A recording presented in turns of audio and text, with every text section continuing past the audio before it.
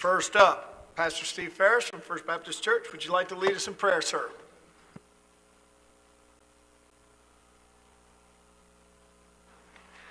Lord, we come before you just thanking you for the opportunity that we can do that. Lord, we just celebrated your death, birth, and resurrection. And Lord, as Benjamin Franklin said, if God sees every sparrow that falls, how can an empire rise without you? And Lord, I thank you for these that take their time as this city is growing and this county is growing. And Lord, there's just a lot of things. And Lord, we need your divine guidance to help us in all that we do. And we want to be careful to give you the praise and the honor and to thank you for allowing us this opportunities. In Jesus' name, amen. Thank you, sir.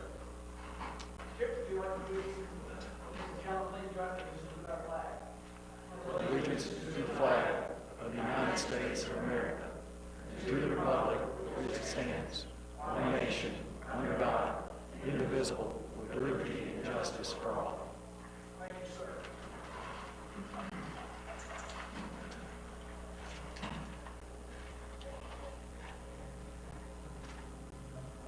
First item of the day is agenda approval. So is there any changes to the present agenda by any of the council members? Seeing none. Do you have any changes, sir? Nope. To the agenda? Okay, seeing none, I'll entertain a motion. Motion approved. Second. I got a motion and a second.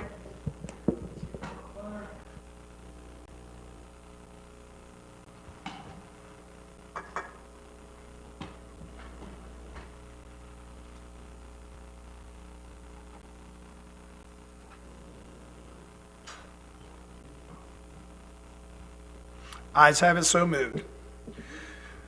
Item 1A, approval of minutes of March 15th, 2021, the council executive session. Do I have a motion to approve? Motion. Second. I got a motion and a second. Is there any comments? Seeing none?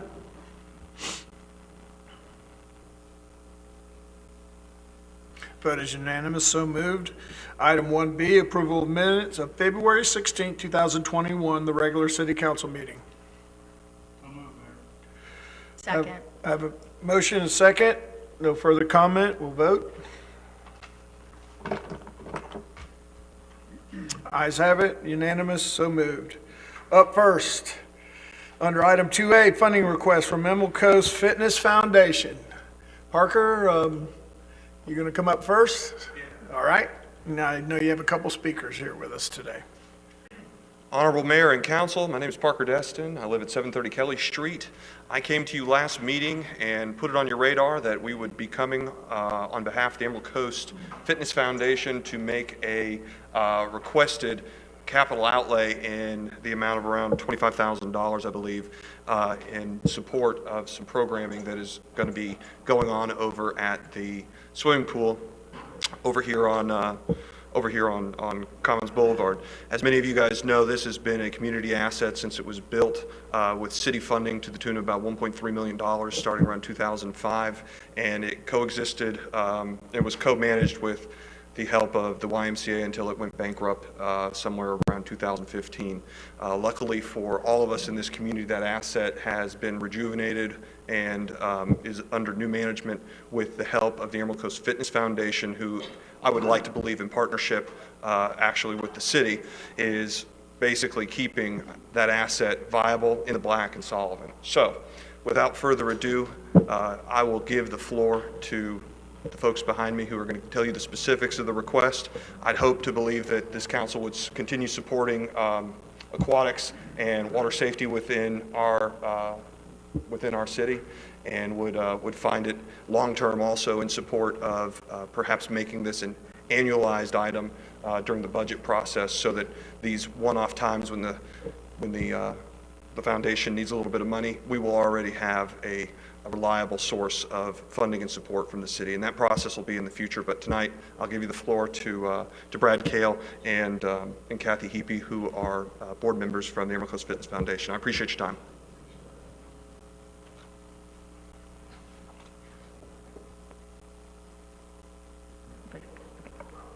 Good evening, council members. I'm Kathy Heapy. I am the treasurer, volunteer treasurer for the Emerald Coast Fitness Foundation, accompanied by Brad Kale, who is a board member and also swim coach and lifeguard at the Aquatic Center in Destin. Originally, I was working with a member of the Okaloosa County Commission to get a mid-year budget amendment of $100,000. And I spoke with county commissioners, and they were favorable, but their biggest concern, or the thing that they wanted to see, they didn't have a concern, but the big thing they wanted to see was buy-in from the 3 major entities that benefit from our facilities, our pools. And those are the City of Destin, the City of Fort Walton Beach, and the Okaloosa County School Board. So we have spoken with the school board, and Cindy Gates told me that she was going to get the $25,000 approved, and then she got sick, so I haven't heard back from her. But we are approaching now the City of Destin, and then we will go go to the City of Fort Walton Beach now that their election has got everything settled down. We are asking for $25,000 from each of those 4 entities to make up the $100,000 we originally were pursuing. This money will help us to continue our mission of providing water safety for the citizens of Destin and the visitors. We already teach lessons, provide a place for lap swim, and a place for families to come and swim, for swim teams and kids and adults to perfect their skills and gain their confidence. And we are just looking for extra funding to help us to steadily increase our revenue and be more reliable revenue year after year. We survived COVID. We did qualify for and obtain PPP loans, first and second round, with 100% forgiveness. But we do have expenses, and then we're also, paying our lifeguards and our instructors. None of our board members or administrative staff are paid. The other thing I want to say is that water safety is becoming an issue in your realms. The House, Florida House, has had bills introduced in both the House and Senate that are regarding water safety, and they are to give school districts the ability to ask parents when they register their kids for school, has your child had swimming lessons? And that's going to become hopefully part of the registration process. And if that parent says, no, my kid doesn't know how to swim, they're going to hand them a piece of paper with accredited swim lesson instruction programs. And our pools are going to be on that list. Right now, we're about the only accredited swim lesson programs that are available to kids in Destin. And we want to grow that program, keep it going, and keep paying our instructors well, so we can retain good instructors. Water safety, I shouldn't need to tell you guys, is a big issue. It's huge. Drowning is the leading cause of death for children ages 1 to 4 in the state of Florida. And it is a leading cause of death for children ages 5 to 16. And every one of those deaths is preventable. So we want to do more than what we're already doing to prevent those deaths and to enhance the lives of citizens of Destin. We met with city staff to propose that in return for this $25,000, we would provide time for kids at the Destin summer day camp to have pool time and receive lessons. Staff indicated that that wouldn't be a possibility because they don't have a way to transport the children. So another suggestion we've come up with now is that if we would be willing to offer a coupon for all the registered attendees of the Destin day camp for 50% off of lessons at the Aquatic Center in Destin for the whole summer, if they would choose to have those lessons. So we still want to do something to partner with the City of Destin in return for this funding. Well, thank you very much for that presentation. We'll open it up to questions for the council members may have of both of you. Do you have anything that you'd like to ask, Preble? I know this is right up your alley. Right, no, I don't have anything I'd like to ask. I would like to just underscore essentially what Ms. Heapy has said, and that they have come so far in such a short amount of time. The pool was really struggling before they were able to take it over, and now I'm seeing a constant flow of activity. It's well-run, it's well-managed, it's always clean, and more people are finding out about it. It really is the potential for college training trips in the middle of winter and all. I mean, there's just so much potential that we have yet to tap into. And so I think anything we can do to help encourage that, as well as programs joint that the city might be able to host with the aquatic center. And I know Lisa's already engaged in some conversations in that regard.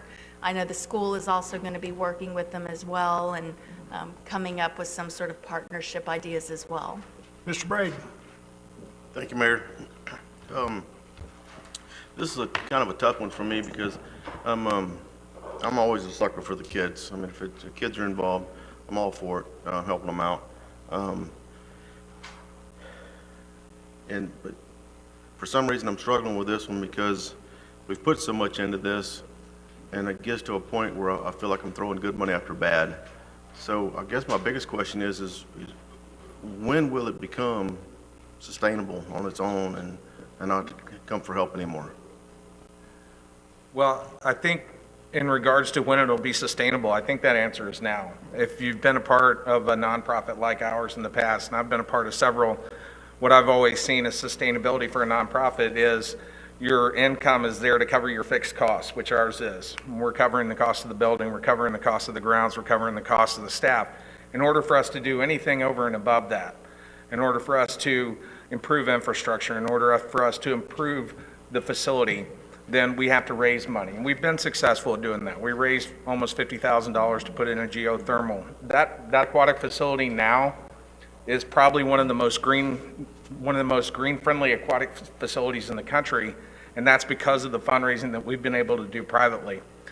But trying to offer the programs like we're talking about in conjunction with the schools and stuff, that's going to require staff, that's going to require money, and it's going to require a bigger effort from our part, and we just like to see the city, help us out with that, because, like I said, if we can cover our fixed costs with our revenue, and then we can raise the money to do additional projects like the ones that we're talking about with the city, and offering a wide scale lesson program for kids in the area, because, I mean, if you live here in Destin, you're never more than a block away from water, so you better know how to swim. So, Mr. Destin? Are you good, Rodney? So will there ever become a time that we don't have to, that this won't be an ongoing thing where you keep coming back to the city for money, or is it highly possible when things, because like you said, the two of you aren't getting paid. Will y'all ever get paid, or is that not, you can't get paid because of nonprofit, or? I have no intention of getting paid. I get to swim. That's my benefit. I have also been putting money into the foundation to get through lean times, so I could stop doing that, which would be nice. We're not here because we need the money. We are here because the county commission asked us to get buy-in from, more of a symbolic buy-in from these organizations that they support what we're doing for their citizens and for the students in Okaloosa County schools. And so that's what we are looking for this funding to be for.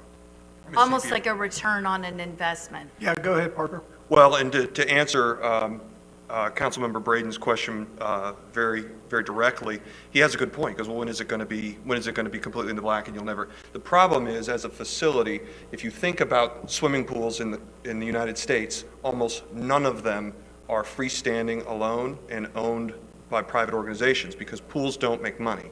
Pools are a giant sort of albatross around your neck financially. And so the reason that no private entities ever run pools is because they are expensive. And the best you typically can do with a pool is break even. Now, you will see occasionally private pools in conjunction with large exercise facilities. The reason you have that is because you need to have the swimming pool to go along with the tennis courts, to go along with the gym, to go along with all of those things attendant, so that you can make the money to really bring in somebody to use your exercise complex. Those are the rare examples where you will see private entities owning swimming pools, because frankly, they're a necessary part of the whole package, but they don't make money. That's why overwhelmingly nearly every swimming pool that's a competitive swimming pool in this country is buttressed and organized and governed by some sort of governmental entity, either a municipality, the local swimming pools, or you see the best ones are always at universities.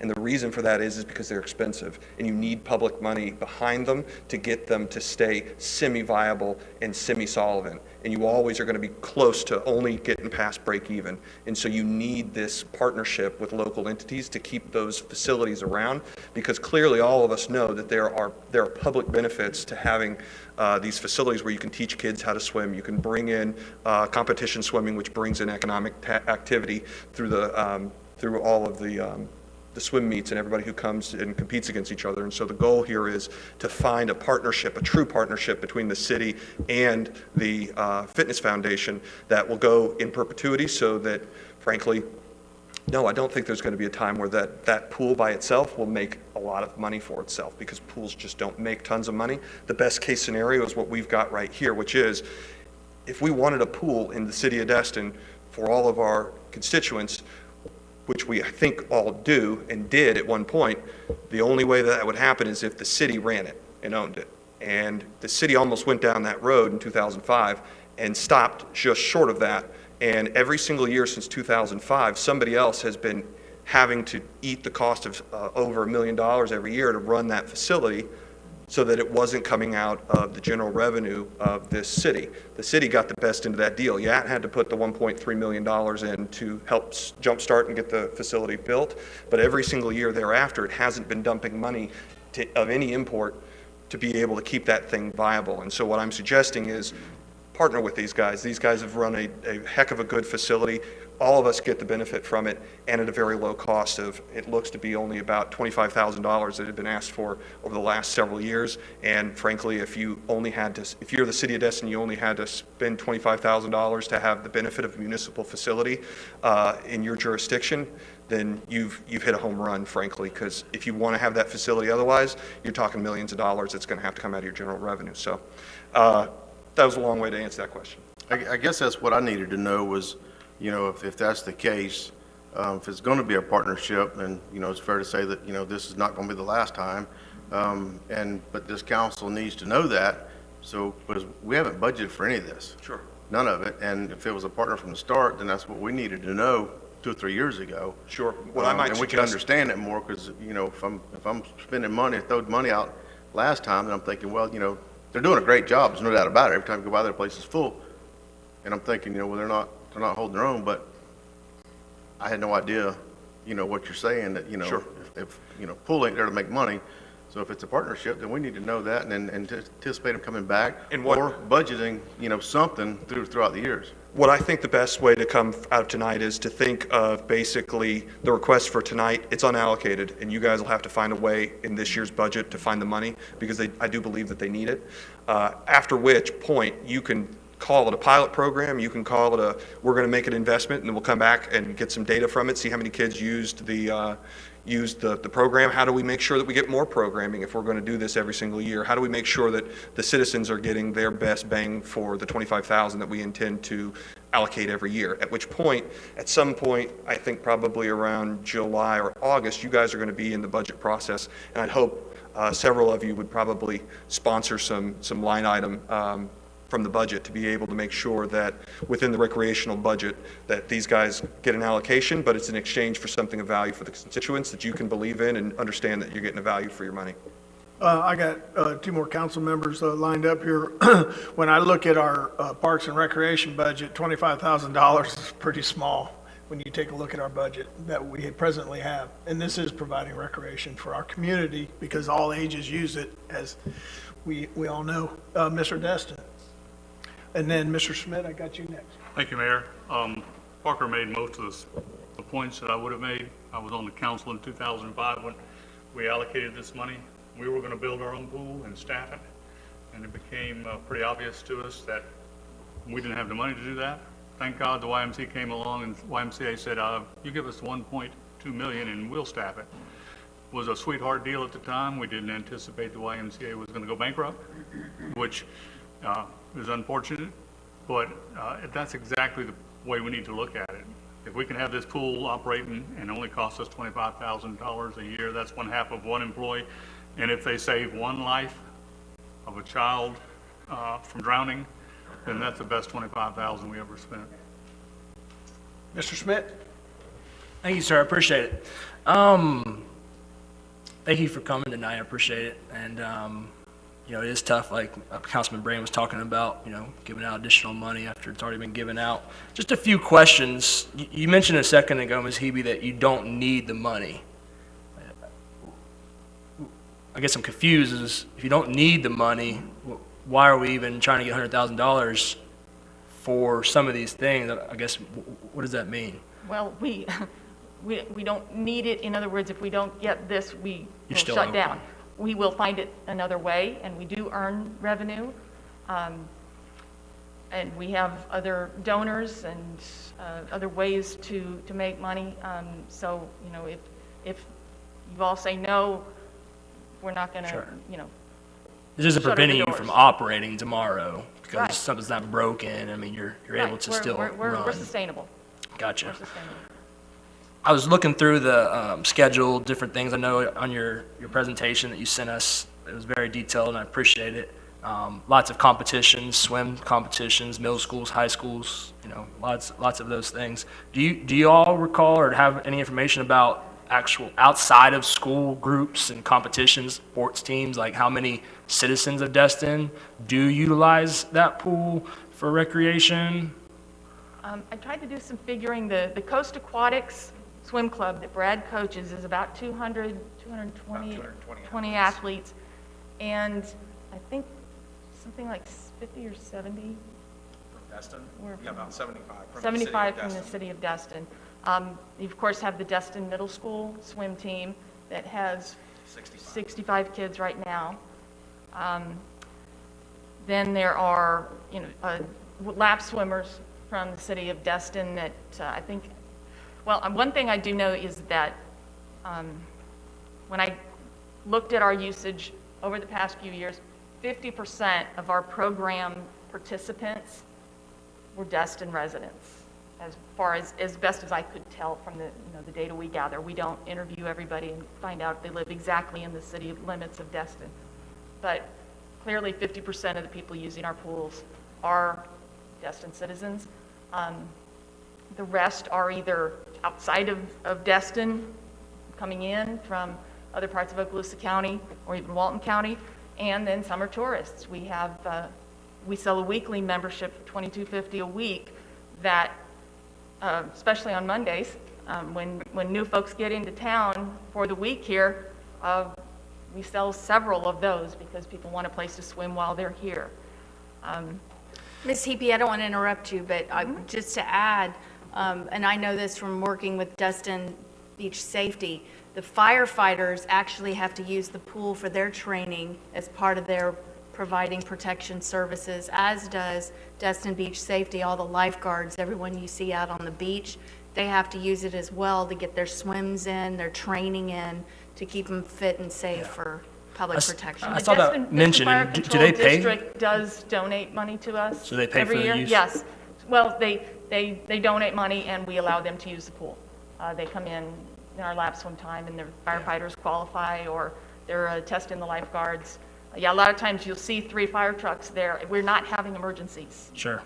We are, the firefighters are swimming. Well, I have 3 kids of my own, so I understand safety and swim safety, and they all take swim lessons, and they have for every year. It is important. So hesitations that I have, one is that it's an unfunded amount that we don't have allocated towards anything, and we're almost to the end of the budget year, so we're getting close to the next budget.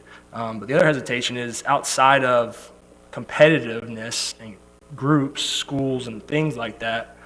Destin residents, I mean, I don't know how much true usage there is. The partnerships that you're talking about, seems like the school district or that group should be putting in a heavier amount if we're using it from our school stuff and not just my neighbors are going down there on the weekends and using it. So it's just a hesitation about the actual usage from our city residents. Well, the school teams do pay to use the pool. Yeah, that's great. And I believe most of those ladies that are there for Aquasize Well, all a couple summer of long things are, that I would say. One, if you look at the schedule, you can kind of see the amount of time that's allocated towards competitive swimming.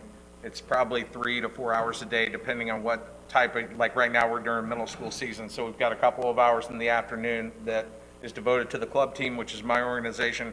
We got an hour or so, 3 mornings a week, that's devoted to the middle school. Most of the rest of that schedule is lap swim. That's where all your city residents are coming in and swimming laps, and everybody from your street and my street and the street over from you and the street behind you is coming in and swimming laps, and it's growing every year. When we first got started, numbers were very small. We still had people a year after we were open, coming in and being like, I had no idea this was here. I had no idea you were open. I heard it was closed, and things of that nature. So we're still getting the word out, and our numbers right now are as big as they've ever been. And it's not just, it's obviously City of Destin residents, but we've got people that change their travel plans to come to Destin now because of our facility, because they have kids that swim and they're from Louisville or they're from Nashville or they're from one of these places, and they know they can come down here, they can have their family vacation, and their kids can use our facility to swim. But the city residents are definitely getting a benefit from it. Our lesson program right now, we just got started the first week of April. Granted, the close to freeze this past week didn't do us any favors, but we have the biggest numbers we've ever had in April, and I'm already anticipating having to hire twice as many instructors for the summer as we've had to in years past. we also have senior citizens, several that come and use the pool.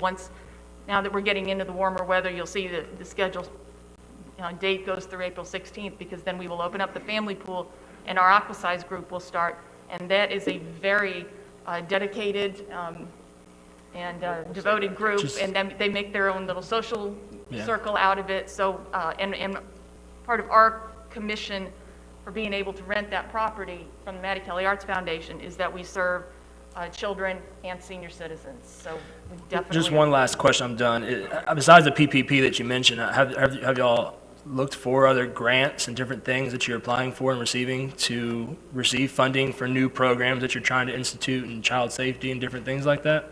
Yes, we have some. We did apply.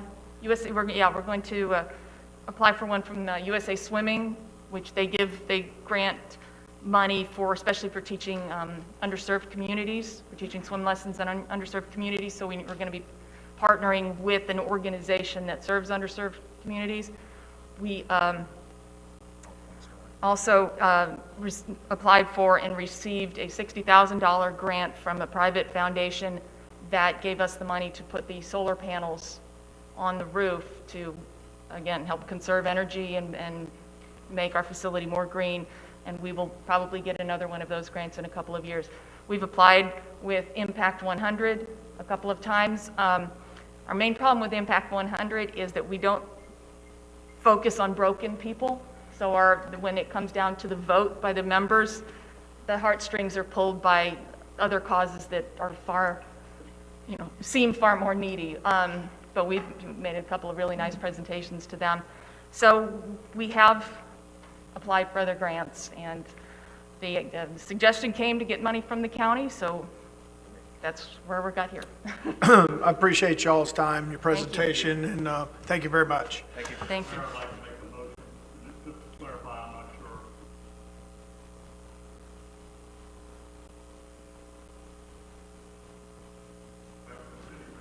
I move that we direct the city manager to get with the finance director and to find the appropriate place to take the $25,000 out of the budget and make it available to this organization.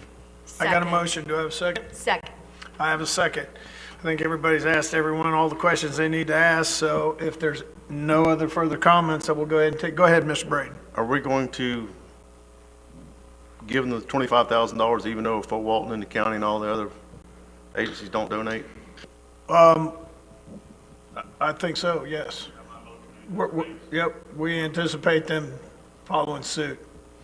It's in our town, so if we start first, I'm sure others will follow. So I have a motion, Mr. City Manager. Just to clarify, sorry, did you want us to bring that back before we move forward with it, if we identify? You can bring it back to the next meeting? Thanks. All right. We have a motion, we have a second. Let's take a vote.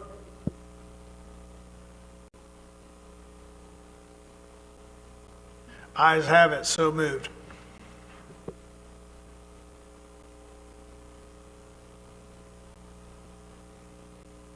Sorry about that. Up next, item 2B, presentation of the Public Works and Safety Committee's 2021-2022 work plan. Who's going to present that? Lance? Okay, Jim? Have it. Good evening, Mayor and Council. Jim Wood, 3790 Misty Way, Destin, Florida. I'm here tonight as the Vice Chair of the committee. I'm presenting for Mr. Tony Ramsell, our Chair, who is at home with continued health issues. I first came on this committee in 2006, predates my city council time, and the council hasn't changed a whole lot in 15 years, other than individual personalities come along and drive certain issues. Otherwise, the mission has never changed. The big mission part that has changed is we're now the Surtax Recommendation Committee for y'all. We'll get hopefully some money later on this year. We'll have some recommendations coming to you. We still divide the city into 7 districts as we always have, and each one of us takes proponency for a certain part of town. We look at things like street lights and trimming trees and crosswalks, whatever might be safety or public works oriented, and try to make recommendations back to y'all. The one thing that we tried to add this year is a little more of a formalized presentation schedule, as folks are supposed to make recommendations to y'all. The better educated we do them, the better it is for everybody. So bringing in folks like Destin water users, the Sheriff's Office, the Fire District, even maybe the Mid-Bay Bridge Authority, the Emerald Coast Regional Council, and maybe an EC writer to come in and brief us on things that are going on. So if we need to make recommendations, we can make better ones to y'all. Mr. Mike Burgess is our staff liaison. He does an excellent job of keeping us up to date on projects and issues as they come up. And all of our members are eager to serve. And subject to your questions, that concludes my presentation. Does anyone have any questions for Mr. Wood tonight? Thank you, sir. Thank you. All right, up next. Do we need a motion to approve that according to the agenda? Yep, that's what I was looking at here. Go ahead. All right, I'll move to accept the Public Works and Public Safety Committee's 2021-22 work plan as submitted. I have a motion, I have a second. Does anybody have any comments concerning the work plan? Seeing none?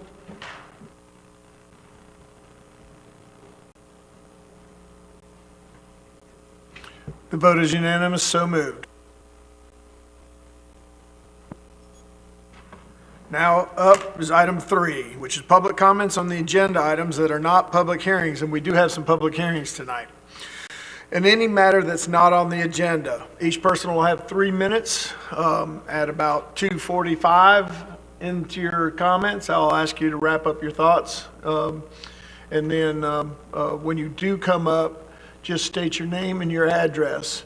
And I'm going to start on the left side of the room and work my way to the right.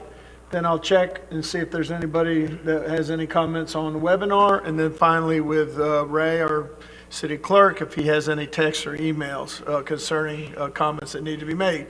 So folks over on the left side, does anyone want to come up to the podium and make public comment? Just make your way up. It's not roller derby, so you don't have to elbow anybody on your way up there, so it's all good.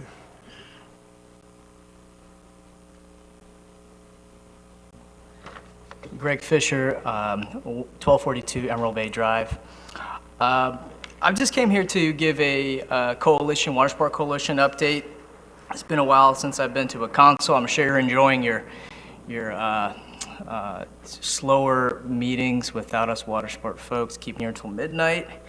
But So I just want to give a few points. I mean, there's been a lot of activity with our group, and a lot of good things happening. First of all, spring break has been really busy, probably the busiest spring break that I think we've ever had here. Things have gone relatively smooth. I've talked to a lot of operators.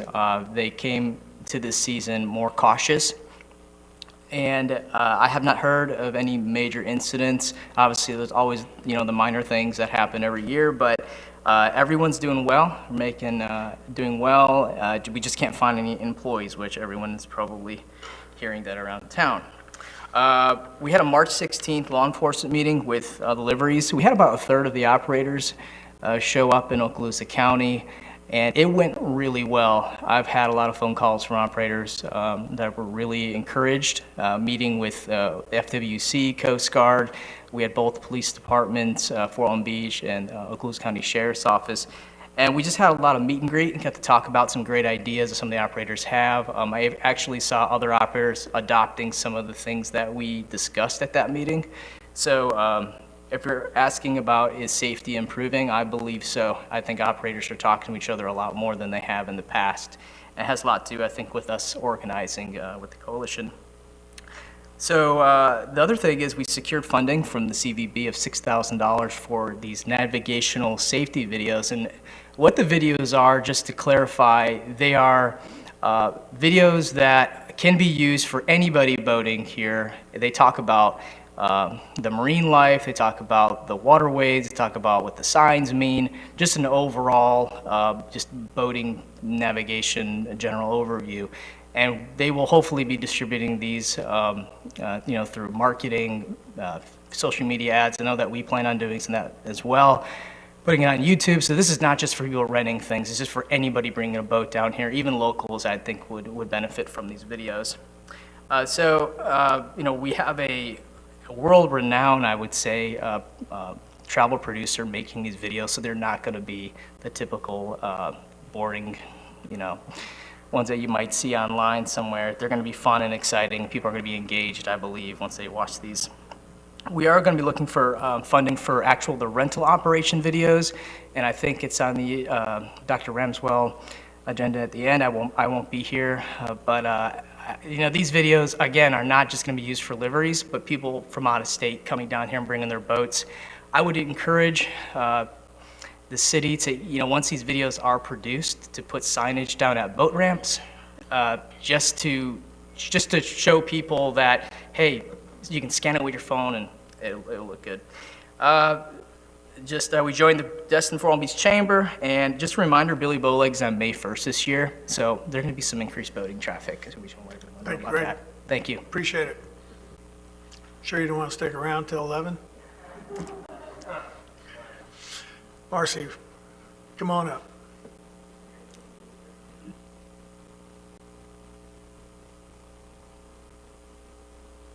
Thank you. Thank you, ma'am. Marcy Bell, 3 Gulf Breeze Court. Actually, I wanted to talk to you guys about, was it the visioning session that we had here that one day? Isn't that what it's called? Yes. In that session, we talked about code compliance. This is not a statement of complaint against code compliance. I'm here to ask you all to give them some help. He talked about what he needed. He needs help. I kind of look at it in the same respect as the sheriff's department here. You have Captain Howell, and then under Captain Howell, he has some shift leaders. I don't know what his count is. And then they have deputies that work. So when Captain Howell's busy meeting in his meetings, he has shift leaders who can talk to his deputies. And Joey, please tell me if I'm wrong, but it's you and then it's your officers. So you have no middle level of management to go between you and your officers. So when you're in meetings, you don't have that middle step, is that correct? Yes, ma'am. So do you see where I'm going with my requests for help for him? Because while he's in department meetings, however many hours that takes in a week, there's no middle level management.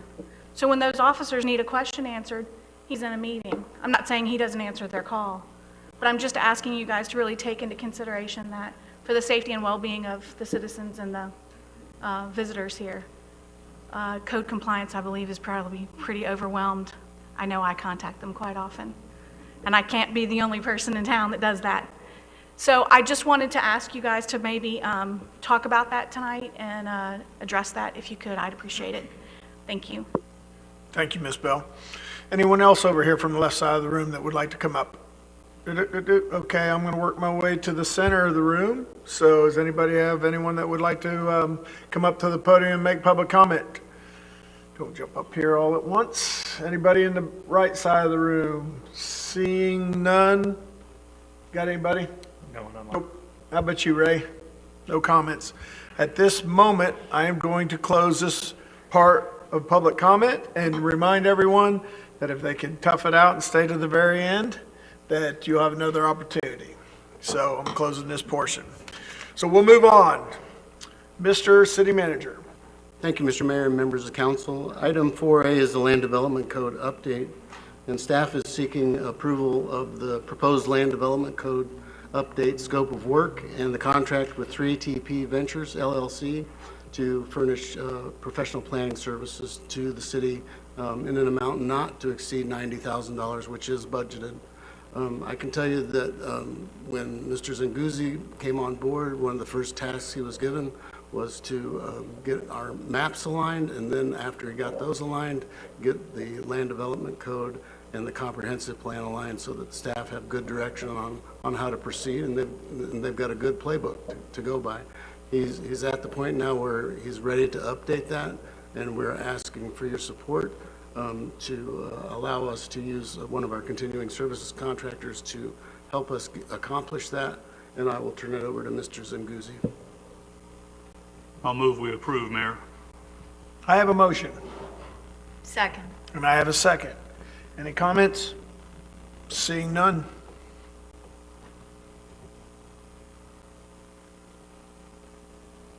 The vote is unanimous, so moved. Thank you, Mayor and Council. The next item, item 4B, is an evaluation of the impacts of the Crosstown connector at the intersection of US 98 and Stallman Avenue.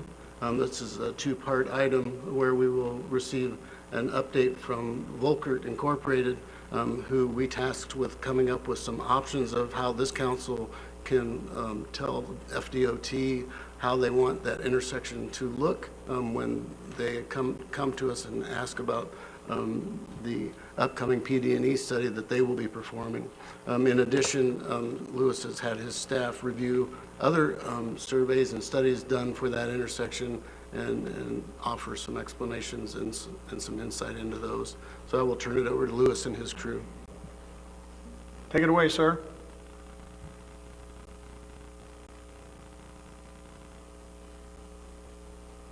No move to accept it before we get started?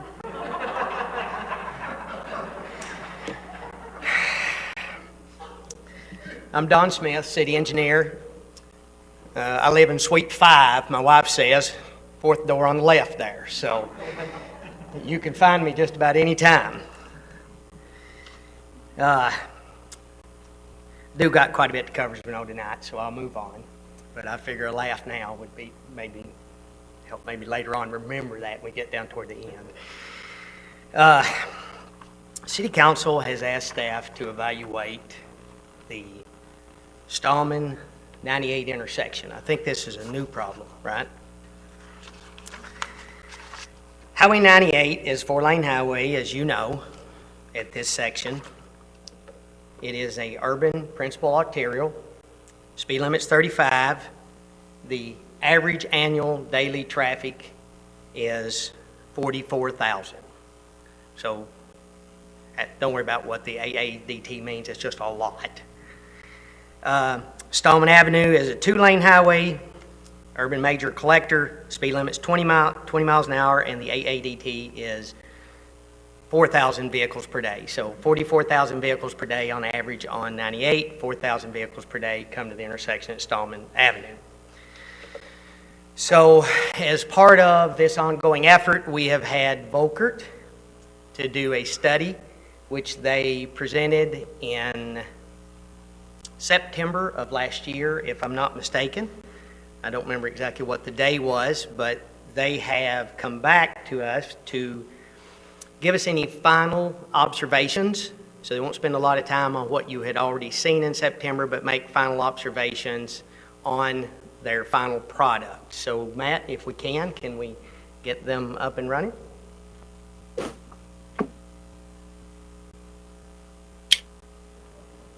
Good evening, this is Arthur Hicks with Volkert. I'm glad that we're able to speak with y'all. Have y'all had a chance to take a look at what's previously recommended? Or I can go ahead and get started if we can bring up the slides for the new updated slides that we have.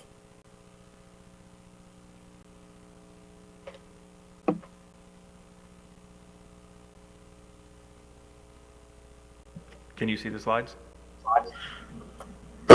I can see the one that says Pine Street.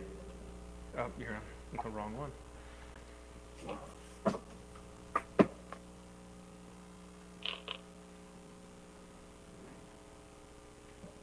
How about now? It's a little bit more of what I remember. Can we go to the next slide?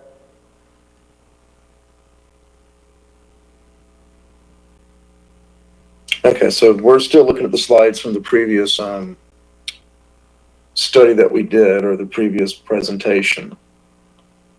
Basically, what Destin had asked us to do was to take a look at Stallman Avenue at the intersection of US 98, take a look at the existing traffic, take a look at the DOT alternatives, and see what recommendations could be done at this time, as well as potentially what could be done later with DOT. If we can cycle through the slides, I don't know if we want to rediscuss everything that was discussed between traffic and the analysis. But the fact is, at the end of the slides, we made a recommendation that we would take a look at actually making, can we go through, that would be one that we can, oh, nope, stop right there. Go back one more. That's a good one there. As you can see, what we'd recommended was we wanted to get rid of the pedestrian crossing that was north of Zerby's, just because of the impact that you have between vehicular and pedestrians in that area.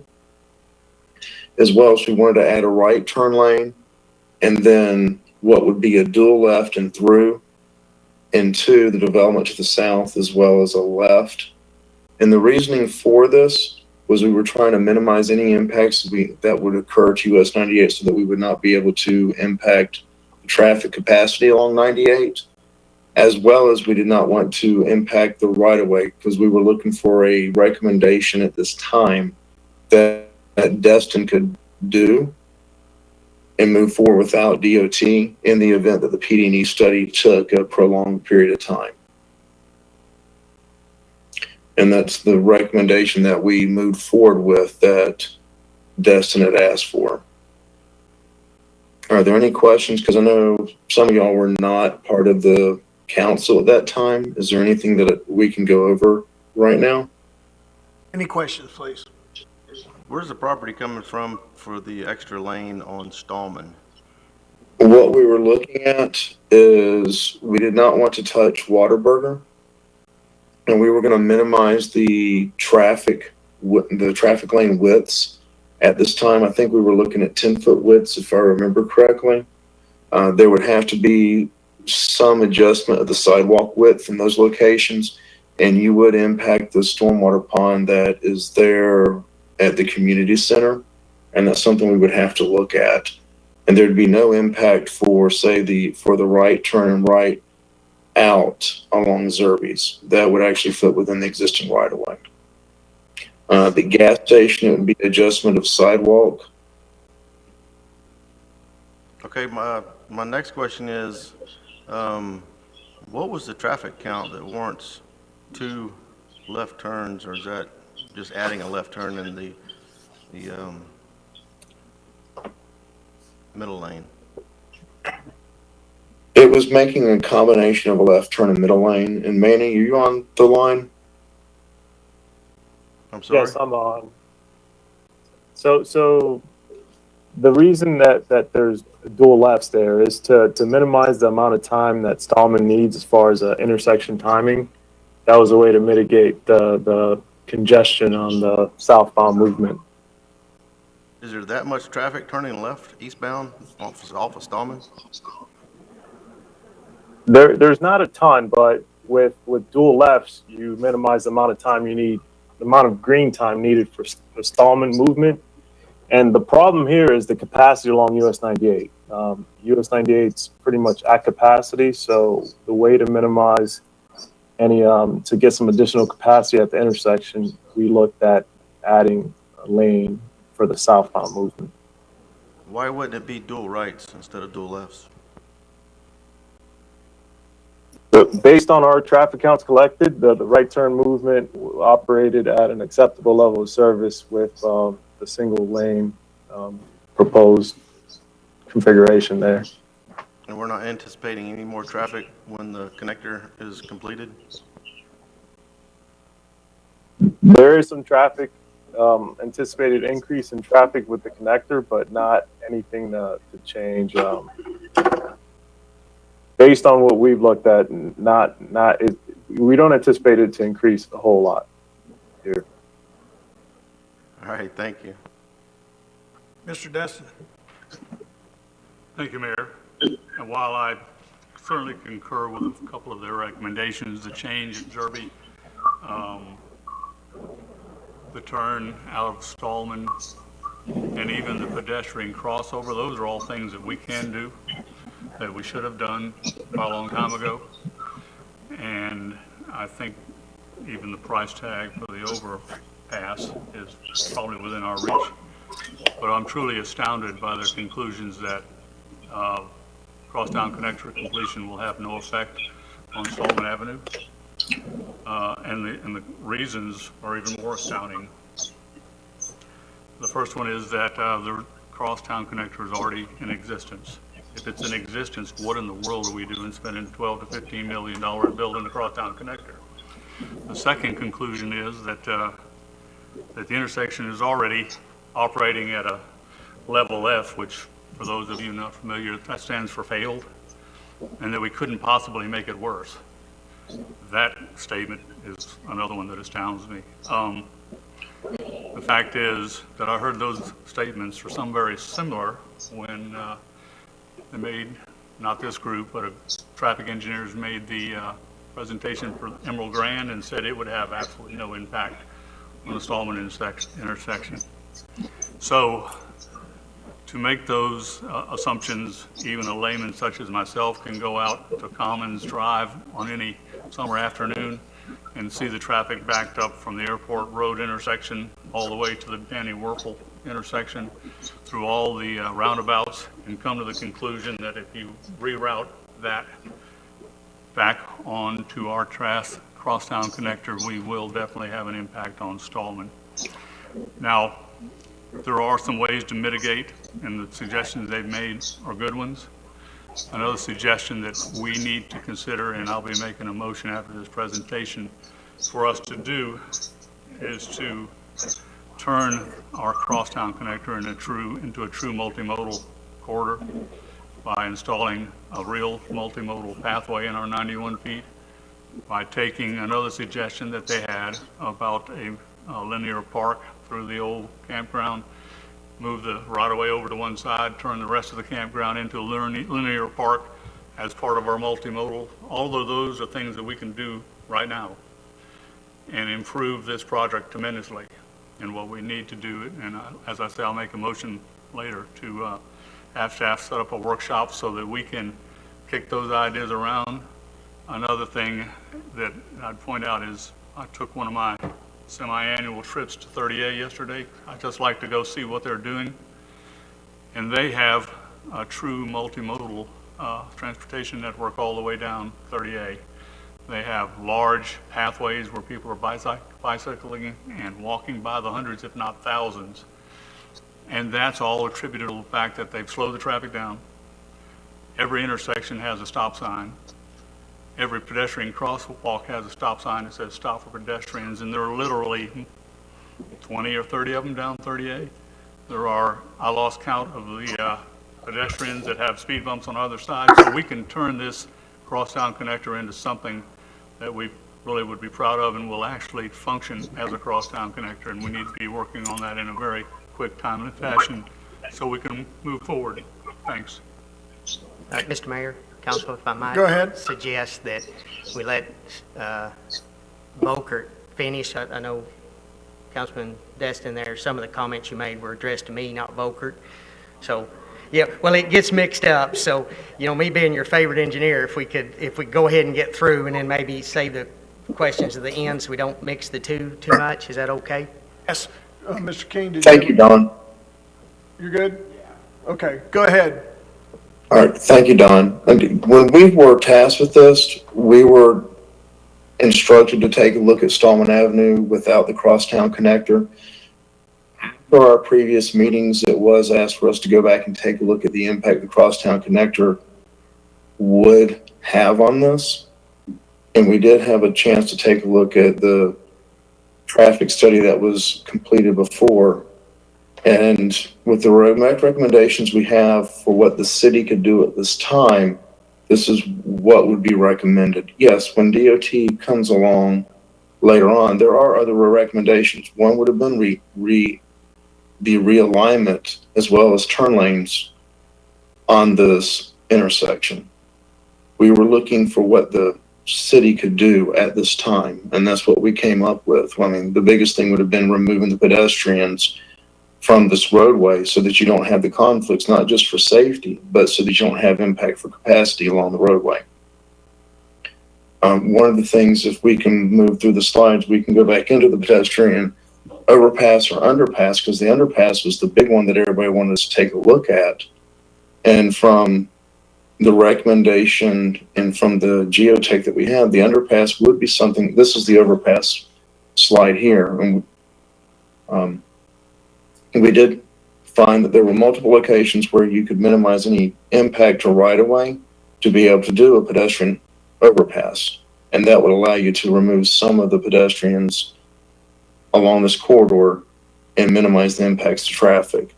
You could also take a look at the underpass, because the previous city council asked if it was an option or a possibility, and we're able to actually go back and get geotech, and that would be on a couple slides ahead of this, which is part of the new updated slides. You can see the two boring locations. We went out there, and a minimum needed would be 14 foot below the existing grade for water table to be at. And we found out the water table is greater than 14 foot. You could actually do the underpass, which is what the city was looking for. And if you were to direct pedestrians to those locations, and there's a couple ways that you could do that. One would be is if you put fencing up or a heavier landscaping along the median, you could direct people to these locations through ramps and steps. That's one of the things that would allow the traffic capacity along US 98, as well as the recommendations that we made for the signal with the dual lefts, to potentially improve traffic in this area with the removal of those conflicts between pedestrians and vehicles. There is a cost to it. I mean, the idea is you're looking at $3 to $4 million. There's impact of traffic during construction, but those can be potentially mitigated to an extent for at least the traffic impacts. And for the record, Mayor, I concur with all of those suggestions. I think they're all good ones. This isn't the first one that we looked at. We've had two other options. We did the one that's at 30A right now on US 98, which will be an underpass. Then we looked at two others in Pensacola. And if we can go to the next slide. And you can see here from pictures, these are just similar. You put landscaping that does not impact vehicular view, because you're not going to be able to stop every pedestrian from wanting to cross across the roadway. There's going to be reasons they do it. You don't want to impact that view of the vehicle as pedestrians are crossing. But you can put fencing, which is the top view, and that's out of Tallahassee. It's just a way to keep people at least crossing the areas that you want, whether it's an overpass, an underpass, or add a signal, which could mitigate some of the issues that have happened in the past between where somebody's been hit by a car over in Destin. As well as we looked at increasing the lighting at the intersections to help with those vehicles seeing pedestrians as they cross. Is there a question on that? I don't see any. Continue. Okay, next slide. And then as it was said, between the Crosstown connector, you have the ability for cars to go in that direction. Do they have to go through a subdivision at this time? Yes. Will it potentially make it easier for cars to go to Stallman? Yes, but our original direction was not, we didn't have that to take a look at. We know that there will be some impacts, but we are improving the signal. And in the future, when DOT comes in, if we can realign the signal, which will take the right-of-way that we couldn't look at this time, there's no development orders for what is south of US 98. You have 2 existing businesses. We were trying to give the city a temporary alleviation of what's occurring out there, and that is what we did at this time.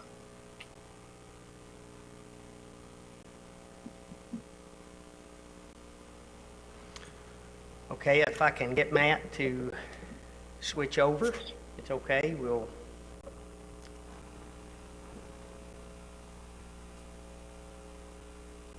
So I do want you to know that I did go back and look at just about everything I could find. So there was a study in 2015 by Stantec. There was a study in 2016 by Florida Transportation Engineering. There was a study in 2018 by Grisham Smith and Partners. There was a study in 2000 by Adkins. And then, of course, the last study that's done by Volker. Now, those are all, some of those are fairly big names. But there has been a lot of work done here. Volumes. Having looked at the majority of those volumes, I did draw some conclusions. They sort of alluded to it. One is that the crash rate at this location is above average for other locations in District 3, and that's FDOT. So we have a high crash location. Another thing I was able to draw from that is it is very difficult to model this intersection. It's really hard to get a computer program that evidently that will react like Destin. Not sure, I think they have that issue in other places, but it's very difficult. So most of the time it will tell you that in the majority of those reports that conditions are actually worse than what they're showing. And for an example, if you're coming westbound, it is very hard to actually calculate what the queue length or the delay is because of the signal system. So in this case, you might not be backed up for 1.5 miles because you're spread out through town. So it's very hard to model. It's very hard to get an actual delay number out of it. The realignment and widening of Stallman Avenue is mentioned in the majority of those studies. I don't think that's new news. I think that's something that quite possibly, if you've been here any length of time, you probably already knew. Eastbound 98 is a level service F in the AM peak, certain times of the year. Westbound 98 is level service F in the PM peak. Depends on what time of the year it was. So when I first got here last year in November, I go anywhere I want to, no problem. I don't go anywhere now. I just stay away. Stallman Avenue is a level of service F in the AM and PM during those same times that 98 doesn't work.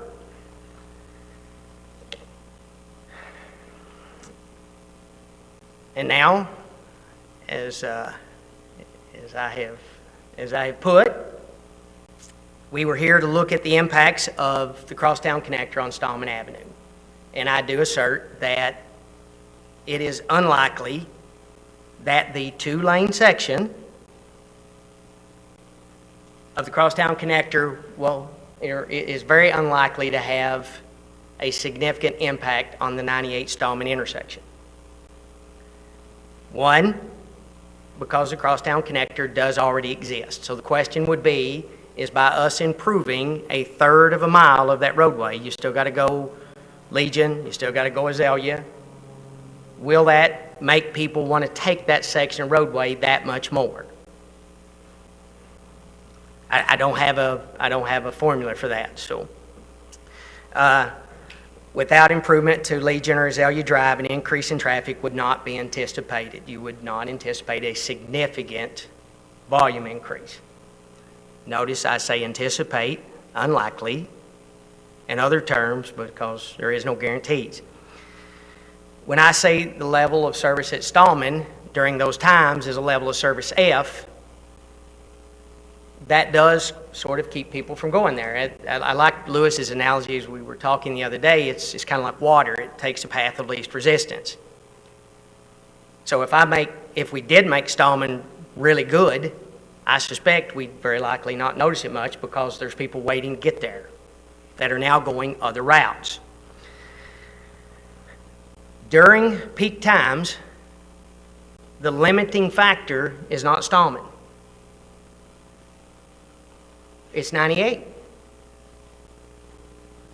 There's literally nowhere to go. Now, if you're going out of town, once you get out of town and you get across the bridge and there's nothing there, well, it kind of opens up. But literally, the contributing factor is 98. It's above capacity. So we were on a phone call, me and Jim, this week with the TPO, and they were kind of beating on the traffic guys there, and they said, guys, look, once it goes to capacity, we can do signals, we can optimize, we can put in an advanced traffic management system, but it's over capacity. When Stallman Avenue is bad, it's bad. When 98's bad, it's bad. They're both bad when they're bad. Get here in November like I did, and everybody's saying it's bad. And I said, well, I don't know what you're talking about. And they said, wait till this summer. You'll find out. I'm finding out. Stallman Avenue does not have additional capacity at peak times. Neither does 98.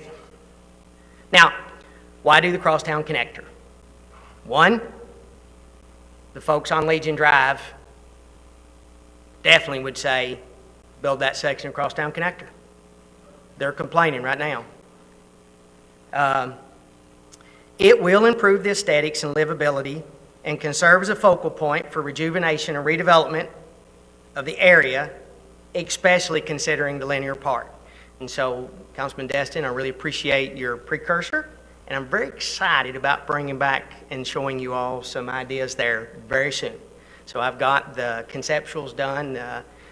Adkins and Jessica have done a great job with their team, and I'll be back to show you some markups that I really believe everybody will really like. Multimodal intersection improvements will increase safety at both Beach and Benning. It will improve emergency response times. It will remove that dogleg. It will improve the overall multimodal transportation system, especially for the folks here in Destin. So we got some options. As with all studies, one of the options is do nothing. Short-term goals, 1 to 2 years, make improvements to 98 intersections such as access control, Zerby, remove the uncontrolled crosswalk, some of those other things that don't require right-of-way. So there's things we can do here. Now they're going to require us to make choices. Not everyone will be happy with us because that's the way they like to go or are used to going, or that's the way they get there. Midterm goals, 5 years. Short, mid, and long-term goals. We should have them. We're going to need to get some right-of-way, maybe. Do some adjustments. See what we can squeeze in there. See what we can get out of Stallman. See, can we add 1 lane? Can we add 2 lanes? Can we make dual lefts? You know, what is it we can do to get it? And the idea is if they're only going to give you, as we already know, as I have come to find out, if you're on a side street, and that's the way a signal system works, if you're only going to get 20 seconds or 15 seconds, get the most of them out, get the most out of it that you can. So that's kind of the idea. The underpass, overpass are definitely, for safety considerations, something we need to be looking at. We need to find some ways to improve the pedestrian safety there. There's no question about it. Long-term goals, FDOT's coming. Volkert's done a great job for us to look at some things for us to have to carry forth, because, you know, FDOT's going to want to study. They're not going to want just my opinion, although I think it's a great one. That won't work with them. We're going to need good information, which we've got from them. So we need to actively engage FDOT when they come in for their PD&E study. We need to be on their speed dial. I'm going to wind up here, and I appreciate it. I'm going to recommend a work session. This is a complicated intersection. There is volumes of information, and we do have a lot of work to do. And I really think us being able to sit down at a work session and be able to talk at length about some of the issues that we have, whether it be right-of-way or which side of the street we would go to, or, you know, where do we widen or not widen. I really think we need to spend some time talking about the access control issues and what we need to give up to make an improvement. And I think we need time to do that. And that gives us more time to talk about the short-term, mid-term, and long-term goals. Now, I'll be here as long as y'all need me tonight to answer questions, but I really recommend a work session. In that work session that you're proposing, would be talk about the pedestrian underpass be part of that as well? We would have time at that point in time to discuss all of those options, funding, you know, when we would go for that. But yes, I think that would give us time to really sit down and vet those. Yeah. Mayor, let me make a motion. Since Don and I have agreed on something, I don't want to lose the motion. No, and because I think some council members probably want to discuss. Well, I got Mr. Braden up next, so go ahead and make a motion, sir. Yeah, I'll make a motion that we direct the city manager to set up a workshop for us within 30 days to discuss this issue and also other factors on the Crosstown connector that we can include to make it a truly multimodal intersection of the road, so that we can get all the use we can out of it. And hopefully we can do that shortly if we put 30 days. And also I'd tell direct Volker to stand down on the design for 30 days while we come to these conclusions, because doesn't make sense to have them continue to design and we may change it. Okay, so I got a motion, I have a second. I got Mr. Braden up. That last part about asking Volker just to stand by and give us time for the workshop, you're good? They're not actually doing anything. That was just their final, their study is complete, so they're not actually working on anything with us right now. Unless we task them some more. That's correct. All right, Mr. Braden, you got the mic. Thank you. Have you been in contact with FDOT on the 98 redesign at all lately? Councilman Braden, just to ask them timeframes, such as a signal project, when the PD&E is coming. So not in the actual, at this point in time, we've not discussed any particulars. Okay. I'd asked a while back about, I guess someone had said that FDOT had reached out to the staff multiple times on the redesign of 98, and then I know y'all said that nobody's called y'all, but I just wondering if since then has anybody reached out to FDOT on the 98 redesign and the streetscape, I'd like to know where that's at. I know they put it off at one time, but I'd like to get an update on that as well. If we went with like the crossover, pedestrian crossover, would the pedestrian crossing at the Stallman intersection, would all that still stay the same? My thought is if we put the crossover, 100 yards either way, they're going to stand at that light and still cross there. That is one of the important parts. It's a really good point. There's nothing worse than spending $5 million on an overpass and seeing nobody use it. So I've seen it done before, and I don't want to be involved in one of those. It's embarrassing. So I don't want to go there, Councilman Destin. Well, those are the things that we have to think about going forth. And then Councilman Braden, we did check into, I have not been able to find anybody. So I've spent, Bryant Paul, I believe it's Bryant Paulk, he's the city coordinator or civil coordinator for FDOT. And I've talked to him multiple times. I have yet to get a single complaint. I've worked with Brian Adams down in design. So I'm getting to know a few of those folks. As of yet, I've not been able to find any clarity to that. The landscape design, one will go next fiscal year, and the other one will go the next fiscal year. I don't have that right in front of me, but that's pretty close to the dates. So they are coming just as soon as the other FDOT project gets done. That's the way they do their landscaping. They have the state law that requires them to spend 1 or 2%. So those are coming very soon. And then the PD&E does not start. So the opportunity to give input on that study will not be around till, I think, midsummer right now, if I'm guessing.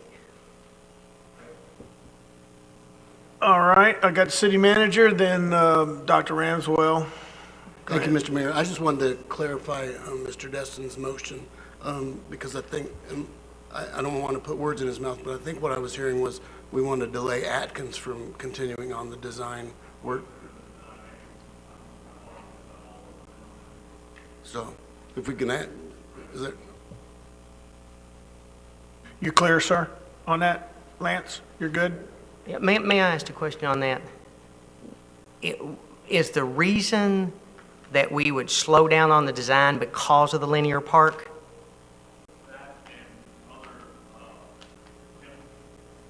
That and other attempts to make sure that this doesn't turn into a raceway, which when you take the curves out and make it faster and easier, I have great fears that we will encourage rapid transit through, much like 98. And so I think there are some traffic calming steps we can take and that we should take, and hopefully this workshop will come to the conclusion of what those should be. All right, Dr. Ramswell. Thank you, Mayor. I was one of the ones that was on the council before when Volker originally came, and they had discussed the fact that they didn't think at the time we were going to be able to do an underpass, and I questioned it since right up the road, some of the other council members said, hey, wait, we know the water table is such and such, so I was very glad to get that report back when they came back and said that an underpass is feasible. So at the time, I believe most of the council was in favor of pursuing that option as a primary.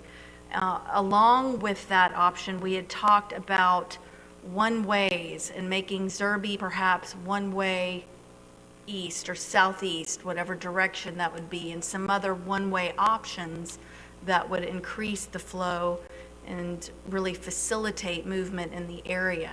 I don't really see any of that much discussed here. Has that been part of future or past discussions? Not really, and if I go back through the reports, I can't say that any of them went that in depth. Most of them focused on the intersection. I think Volker did a little bit more work to kind of get back because it's in the area of the influence of the intersection. But I think those are the things at the work session that as a community, we really need to sit down and talk about some of the pros, the cons, and what we can expect out of that. So I think that's where the work session will really be good. I mean, I know we've got new folks sitting up here that would benefit from having a workshop and, hearing some other voices, but, this is one of those, just like with the connector plan, it's going on and on and on, and it's just driving me up the wall. I mean, I'm ready for some decisions. I know the public's ready for some decisions, so I'm anxious for us to get this workshop out of the way so everyone can talk this out and we can get some action. I think we're going to do some of that here on the next item, right? Okay. Any other comments? Seeing none, we had a motion and a second.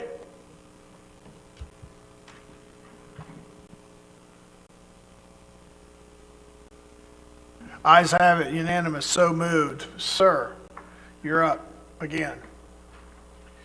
Thank you for that presentation, by the way.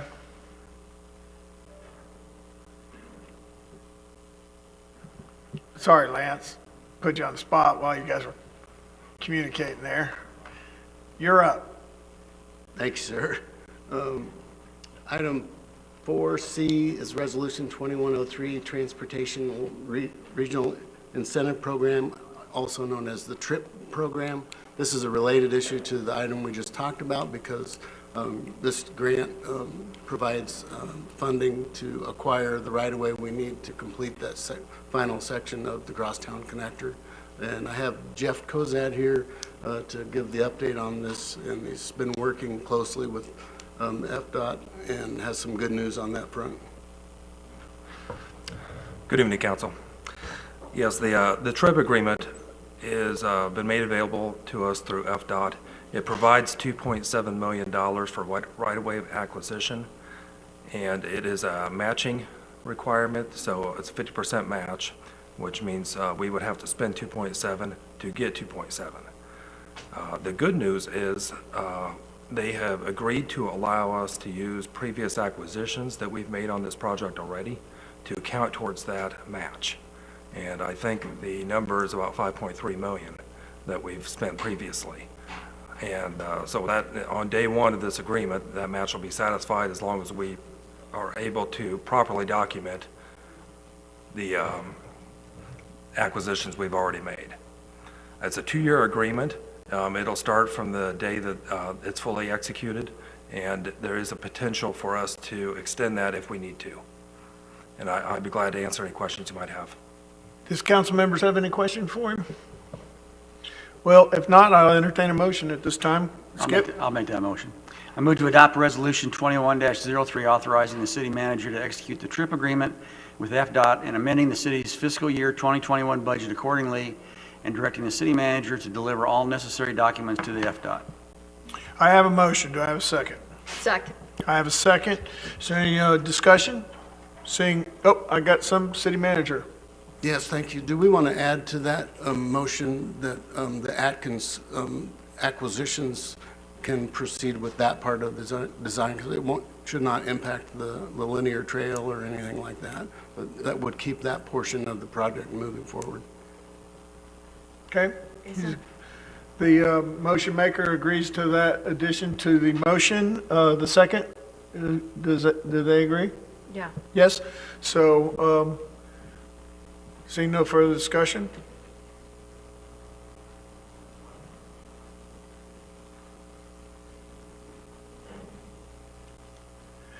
Vote is unanimous, so moved. Sir? Thank you. Item 4D is the Zerby-Calhoun Phase 2 project, otherwise known as under the Destin or Marley Bridge, that would provide pedestrian access without going across Highway 98. And I'll turn this over to Lewis and his team for further discussion. All right, Mayor, Council, thank you again for the opportunity. Not to oversimplify this, but on April 1st of 2019, Council directed staff to pursue a bid process for to create conceptual drawings and concrete plans for pedestrian improvements and boardwalk extension under Marler Bridge, or what we now refer to as Zerby-Calhoun Pedestrian Improvements Phase 2. So Matt, the next slide, please. Funding for this project was allocated by council, and adequate funding remains or is appropriated, and funding remains to allocate funds for the design. So we got pre-design engineering services, public involvement, environmental permitting, and post-design services that are included. So we have two options, Matt, for the next slide. There's two options that we can move forward with. Is one, we can do a request for proposals and select a qualified candidate. That will take us about 5 to 6 months. The second option is we can utilize our existing continuing services contracts and select a qualified candidate. And the biggest impact here is time. So we've already qualified the consultants to the firm through continuing services contracts. That's the difference. So if we go out with the other, we got to get the proposals and score them. It just takes more time.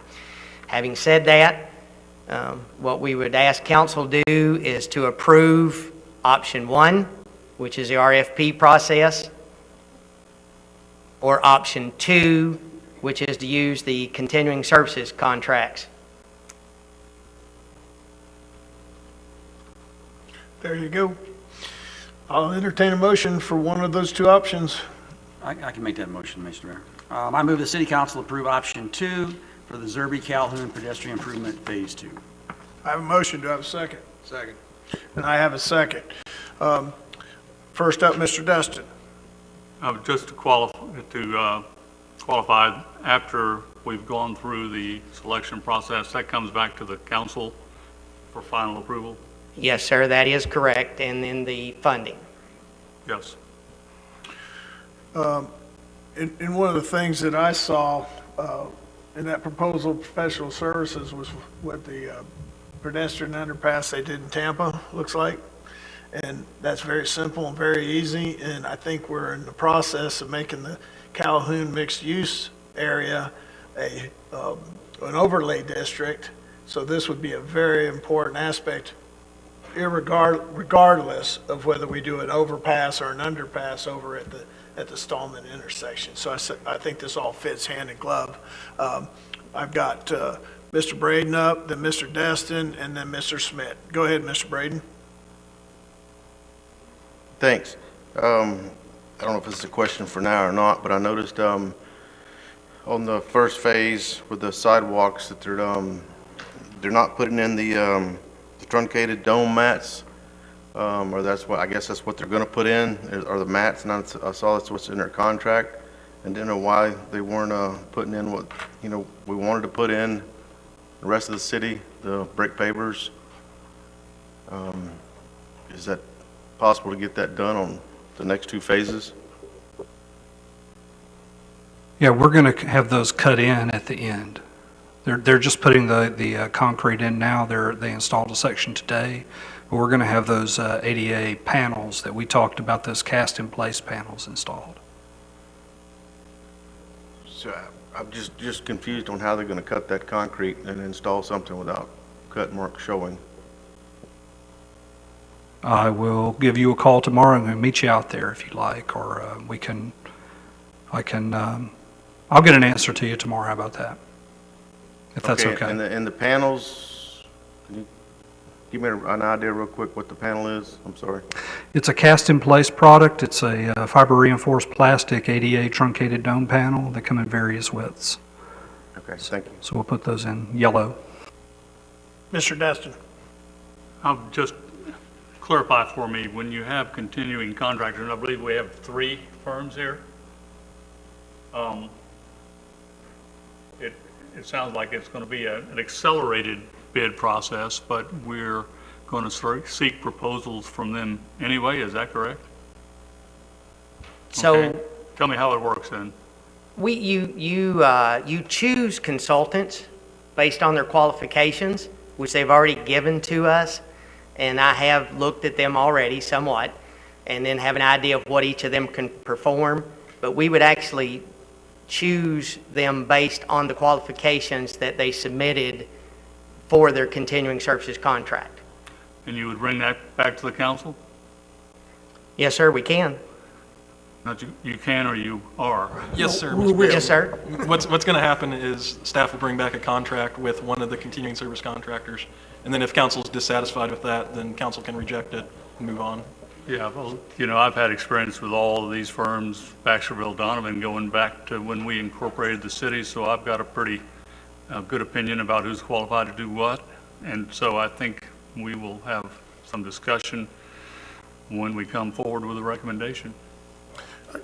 Sorry, our idea was to bring back the recommended contract and also our rating as to why we think they are the best one. So at least you can review that, and if you need to make changes, you can make changes then.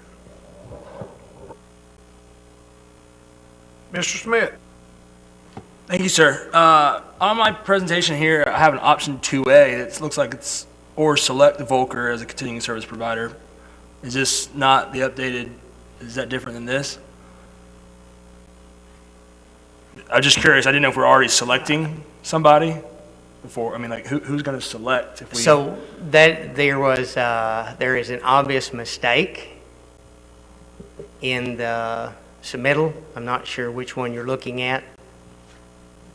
The one that I synced this morning, but I don't know. Yeah, same one I got. Okay, so we're really only doing these ones of two options. Correct. And option 2, it looks like these two or three companies that we have continuing services, they've already submitted somewhat, what do you call this, a scope of service and fee proposal? Is that kind of like a preliminary bid? So when you choose consultants, they submit proposals to work as a continuing services contractor for the city of, or consultant for the city of Destin. And so those are reviewed, and then we are allowed to select 3. And then based on what your task is, you choose one of them to do that. But these 3 have already been given the details. It was in February that they provided a fee, a service proposal. They've already provided a service proposal for this particular project. No, they have not. Now, in full disclosure, and there's no issue, you know, we did reach out to Volkert because of their familiarity with the area to give us a price. I don't want to interrupt, I mean, I ain't going to interrupt you, but it says right here that Volker is presenting a scope of service and fee proposal for the pedestrian path phase 2. So I do have a scope and fee proposal from Volkert to perform this work. Okay. And that's where I came up with the $181,704 from, so that I know we could get it done within the price that we had. And then Southeastern Surveying has given us the same thing for phase 2. Well, no, they're part of Volkert's proposal, so Okay. then we would go back then. So Dewberry and Baskerville Donovan are also continuing services consultants and could be selected to do this work. And can you tell me, or city manager, who picks the out of the 3 when we leave here to bring back to the city council? I would depend on a recommendation from Lewis and his crew as to which one they feel is the most qualified. Okay. And if we wanted to at this point, I'm not saying we should do this, but if we wanted to tonight, we could go ahead and address the firm that we want to work with, and y'all can authorize me to negotiate a contract with them. But aren't all 3 of these guys pre-approved by this council? They're continuing service contractors. That were at this approved by point. us. So we've already vetted them, so we know all 3 are qualified. So it's just a matter of who we feel will do the best work for us. Okay. And so we're trying to avoid the 6-month delay of a standard RFP process by using the 3 people we've already pre-approved to do continuing service contracts with, correct?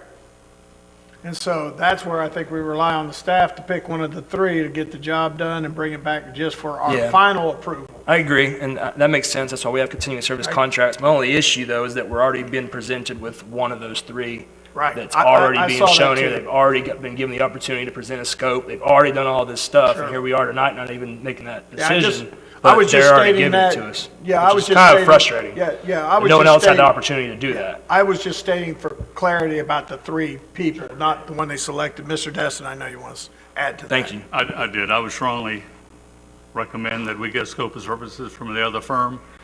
Otherwise, it looks like we have given a price to one firm, told them to craft their scope of services to that price, and left the other firms out in the cold, which is not something we should ethically and possibly legally do. So hopefully you all are going to have scope of services from everybody so we can choose. Yes, we will. Thank you. So, we have the motion, option 2. We had a second. Any further discussion? Seeing none, let's take a vote.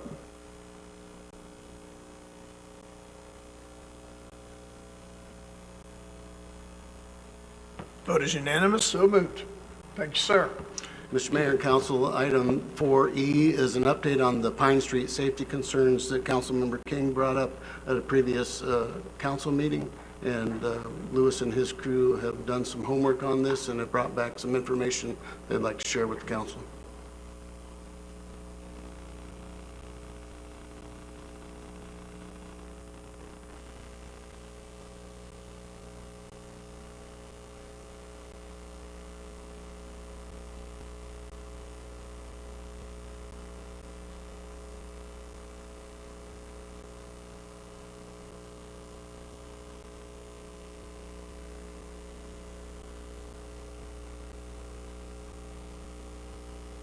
Better looking, but hey. All right, so we were asked to look at, on the 15th, 2021, Central County City Council directed staff to come up with proposed solutions to reported racing, speeding on Pine Street. I did choose to come up tonight for a reason. These are important issues, and they're not easy issues. So I just want you to know I'm not trying to lengthen the time, but these are very important issues to what I believe our future holds. Pine Street, as you can see, is a location map. Pine Street is 750 feet long. You can literally see both ends of it. It's 21 feet wide, 10.5 feet lanes, 25-mile-an-hour speed limit, double yellow center line stripe, no sidewalks, no roadway swales. Speed data. The 85th percentile speed is approximately 30 miles an hour. 85 out of 100 people are driving 30 miles an hour or less. 19 cars are going over 19 cars going over 25 miles an hour, 11 cars are going over 30 miles an hour, and 5 cars are going over 35 miles an hour. We know which ones they're complaining about. Matter of fact, I have not talked to anybody on Pine Street, but I've talked to folks in multiple places in Destin, and they can tell you which car they drive. They can tell you who it is. They can tell you whose kid it is. They can tell you which neighbor it is. And I think this is not unique to Destin. I think this is something that all municipalities deal with. We've got to come up with something here that works. They're complaining about 1 out of every 10 cars, or 1.5 out of every 10 cars, depending on how you look at it.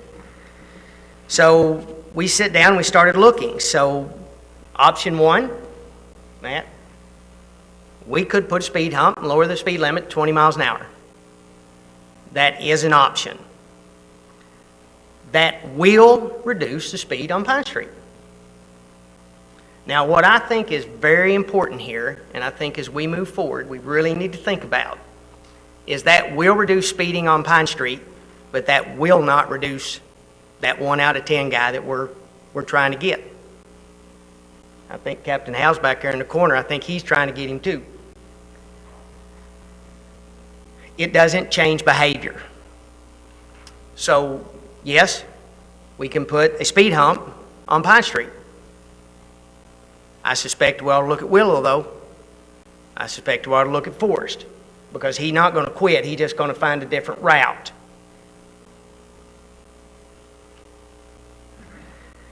That's just human behavior. I'm so sorry to interrupt you, but I have to ask, do we have a sheriff's office here? Why is this person, if it's one person that everybody so easily identifies, why is he not being ticketed rather than us having to look at options like this? Well, the problem is catching him in the act when he's doing it. So, and I'm literally, just because I've talked to many sheriff's department, they just don't have the time to get him. Now, when we get to the end of this, you're going to see a very similar solution than the one I volunteered before, and I really think we need to sit down and start looking at some real options that can really help us going forward. And we live in a day of innovation.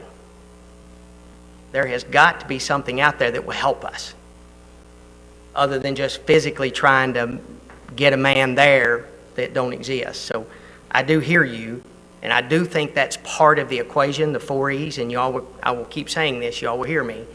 Any effort we make that's going to make any difference has to include education, encouragement, engineering, enforcement, and emergency response.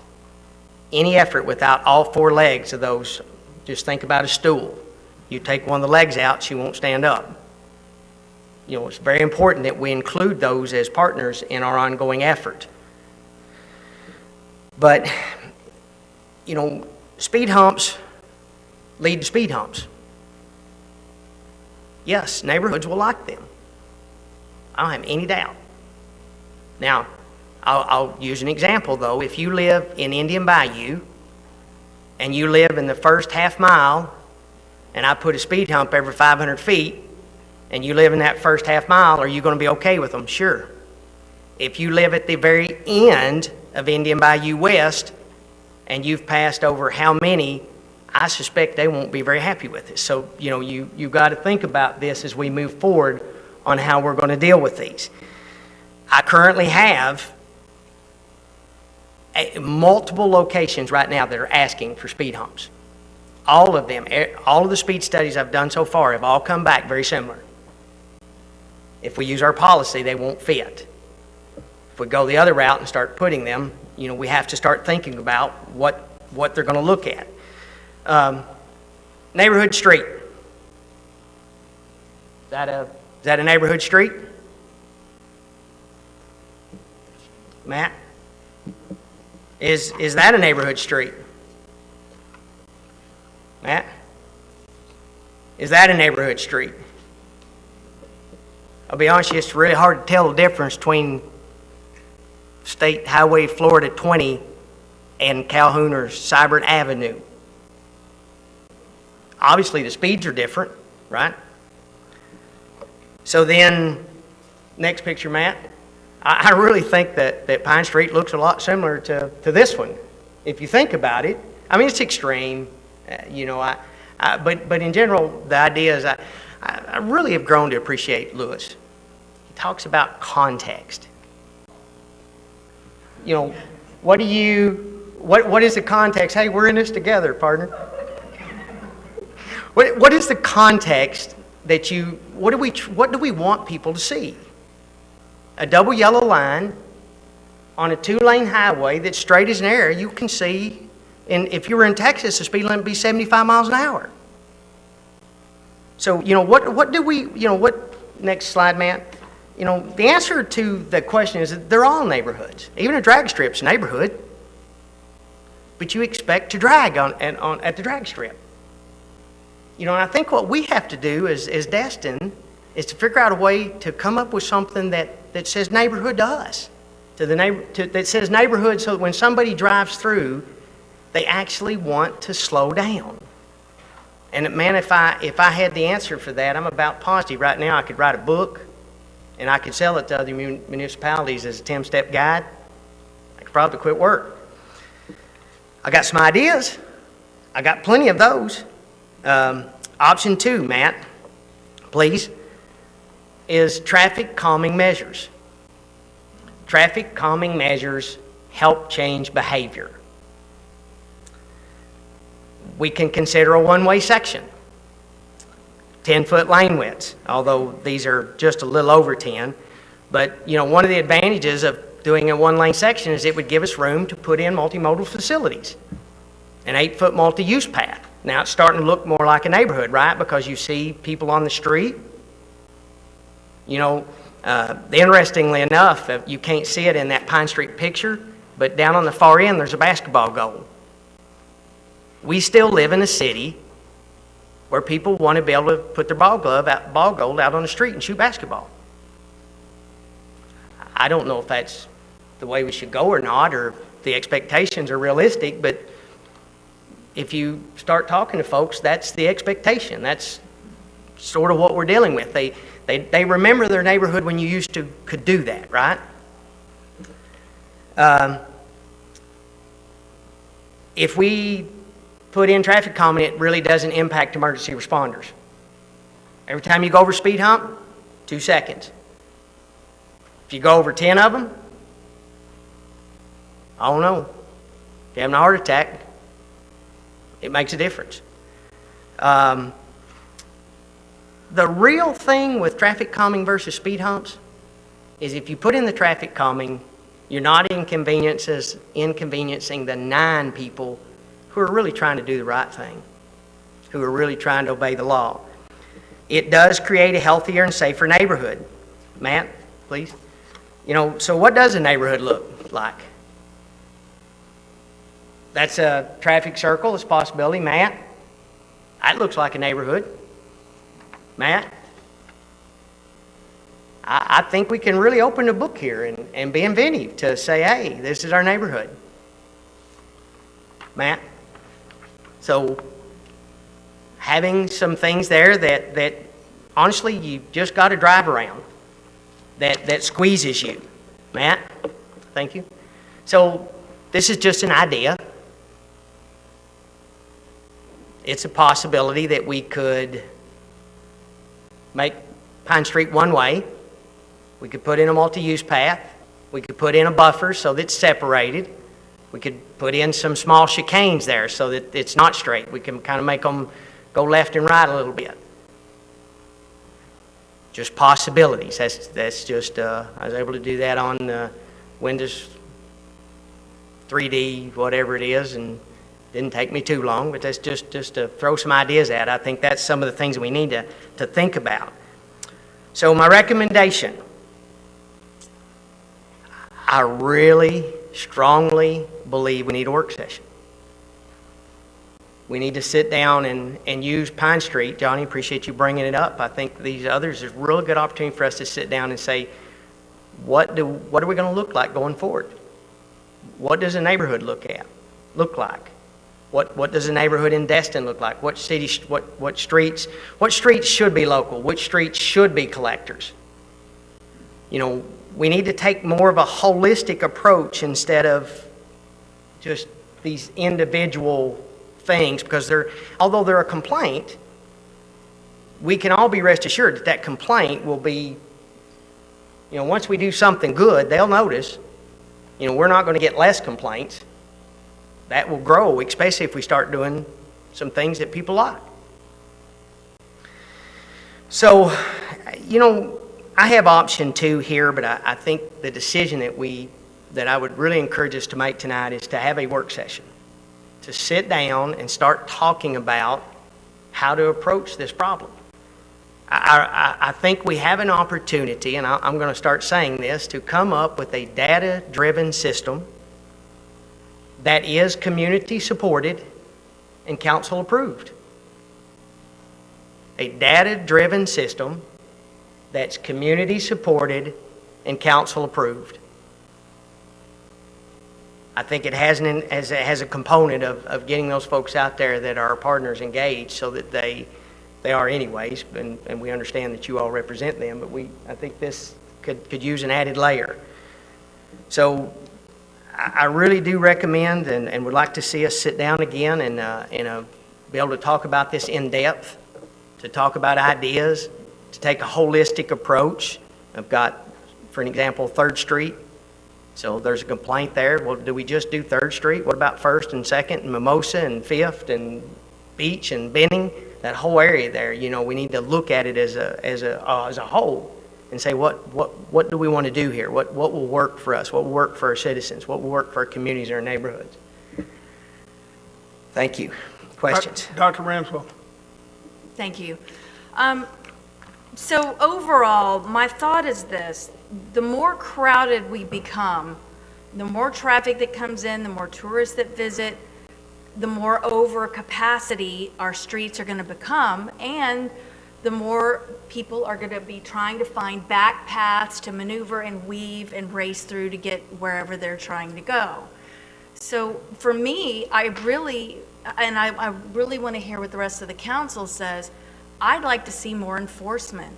I know we have an issue with having enough police officers or sheriff's officers, as it may be, in the area to do everything they need to do, but I mean, we just can't keep putting up a speed hump here because then they speed here, and then we put a hump there or a chicane there, because we need to get to the root of the problem, which is making people start being accountable for when they're breaking the law and speeding through our residential streets.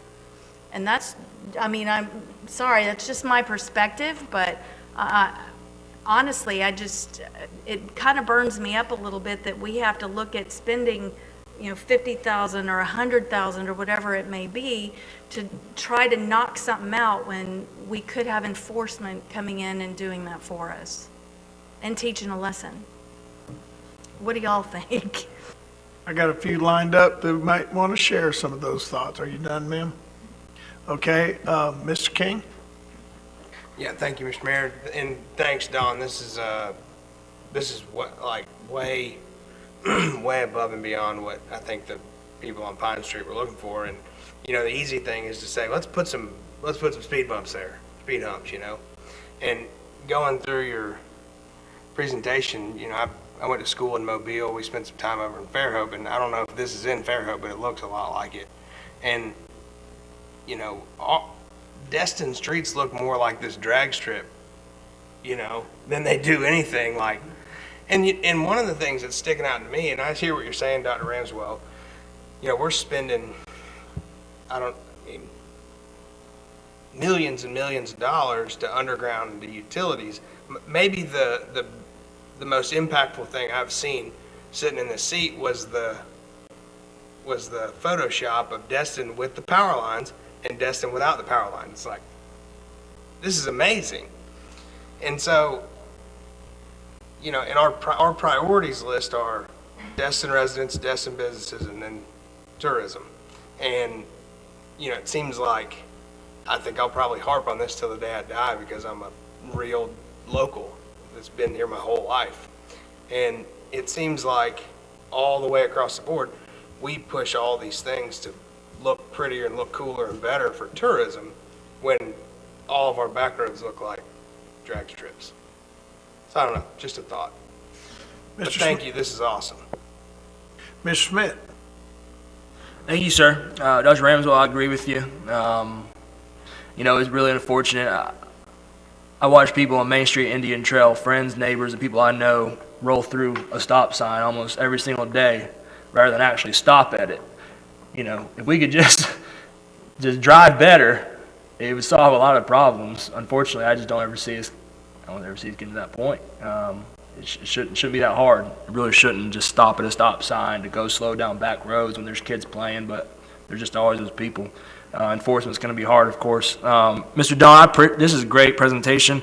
You know, unfortunately, I don't want to really do either of those two options right now because I think people at Pine Street would want to have a voice before we start changing it to a one-way and things like that. So I know you're not even recommending either of those now, so I agree with you because those are pretty drastic. But I also think that, like Dr. Ramswell and like Mr. King here is saying, it's a big picture thing. It truly is that I don't even know if we touched on this specifically at the vision session, but I mean, these are vision session types of conversations, I feel like, about how do we impact all of our back roads, all of our roads in the city of Destin for our citizens.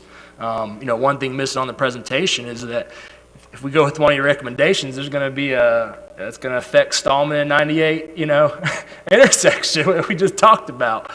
You know, that can be a lot, but it would. So, I mean, this, I don't know if a workshop in the very near future is that might start the direction, but I feel like this is a big project that would require big visioning and big funding and things like that because we do owe it to all our residents to make it a safer and livable place back there. So thank you. Sorry, Mayor, just to add on, if I could, Councilman Schmidt. If you'll notice, the one thing I did do there was really just striping. Now, it's a little, I mean, I had this old fellow I worked with always said if money was no object, engineering was no problem. So we understand we have a budget, so, you know, part of that thing is to come up with solutions that will, you know, be more cost affordable for us. So although that is not exactly comparable to speed humps by the time I put them in, it's pretty close. And I'm not far off on price.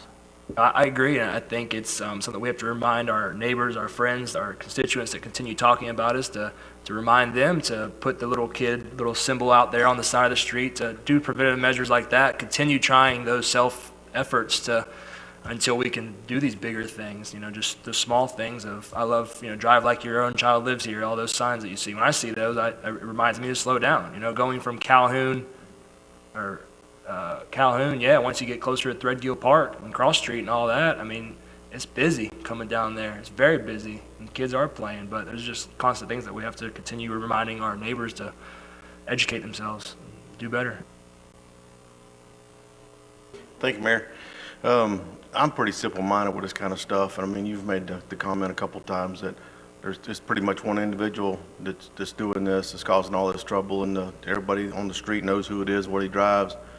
I know the sheriff's department don't have time to sit out here and watch the guy, but if you can get a named vehicle, I'll be more than happy to go find the young man and have a come to Jesus meeting with him myself. I have the time. There's just a lot of time and trouble, and all these people sitting up here, over one individual. I still like your plan for the street, though. And the nice thing about it is, as far as safety goes, emergency responders, they drive their cross striping all the time. It doesn't slow them down one bit. People get out of the way of that siren and They can actually go up the wrong way on a one-way street. exactly. All right. Mayor, I'll make a motion that in the short term, we ask the sheriff's department to pay special attention to speeding here. And in the long term, I would not mind looking at some of the ideas that our engineer has suggested for a workshop later in the year. I have a motion. Second. I have a second. Any further discussion? Seeing none? Thank you, sir. Thank you.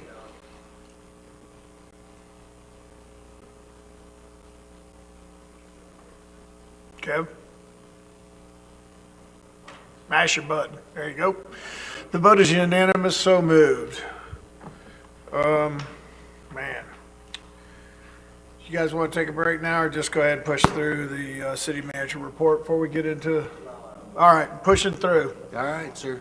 Item 4F is regarding Captain Royal Melvin Heritage Park and Plaza, and change to the design that we'd like to recommend to council regarding the kayak launch. And I'll preface it by saying that Jeff Kozad has diligently been seeking out advice from the state, who we originally received 50% of the funding to purchase that property from.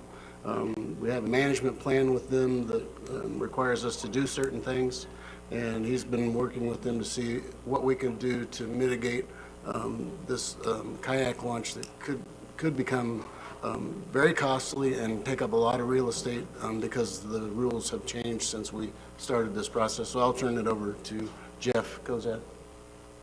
Thank you. The Florida Community Trust, I've been in conversations with them, and they have allowed us to delete that feature from the project if we wish to do so. I talked to the county and U.S. Treasury, which is funding the project now, and they are also fine with the deletion of the launch. There's a process for requesting that deletion, but it's not complicated. If the kayak launch remains in the project, we want to need to make it completely ADA compliant, and we'll have to add some additional features in order for that to happen. These additional features will require a rather large space, and that's going to cause some safety concerns because it's going to put kayakers in very close proximity with boaters and the transient slips that already exist there, and we think that may be an unsafe situation. Mr. Mayor, I'll make the motion to move that we authorize the city manager to request the removal of the kayak launch from this project and take whatever additional steps are necessary for processing this request with the FCT, Oklahoma County, and the U.S. Treasury. Second. I got a motion, I have a second. I got Dr. Ramswell up first. I'd like to make one statement. I've done business down there for 40 years, and a kayak launch at that particular place is probably one of the worst things that you could ever do there. We have not only charter for hire boats, transient boat slips 3, a fire boat that comes in and out of there, and a livery vessel company directly next to it with nothing but rookie drivers. And there's a lot of places for for, we provide a ton of places on the bay for kayak launching. So I'm in full support of this motion. Dr. Ramswell. Thank you. So I guess my first question would be, how significantly has the ADA requirement changed since when this was originally placed within that contract and agreement? I can't speak specifically to the ADA requirements and they're changing. I believe that's probably the cause for this, although I don't have the exact requirements. I do know that, maybe a part of it may be an understanding of ours that the launch itself needed to be ADA compliant, and not necessarily everything else that would go along with it. But we now have been given instruction that provides that guidance that says the entire component needs to be ADA compliant. Okay, what other water features did we have in conjunction with this? Do you recall? I don't know that we have any other features directly related to the water itself. We have the transient slips and the overlook, which will double as the stage over the one building that will be built there to overlook the harbor and beyond out there. I believe originally this was included because it is part of the grant process to have certain elements that hit certain points, and this was one that hit points.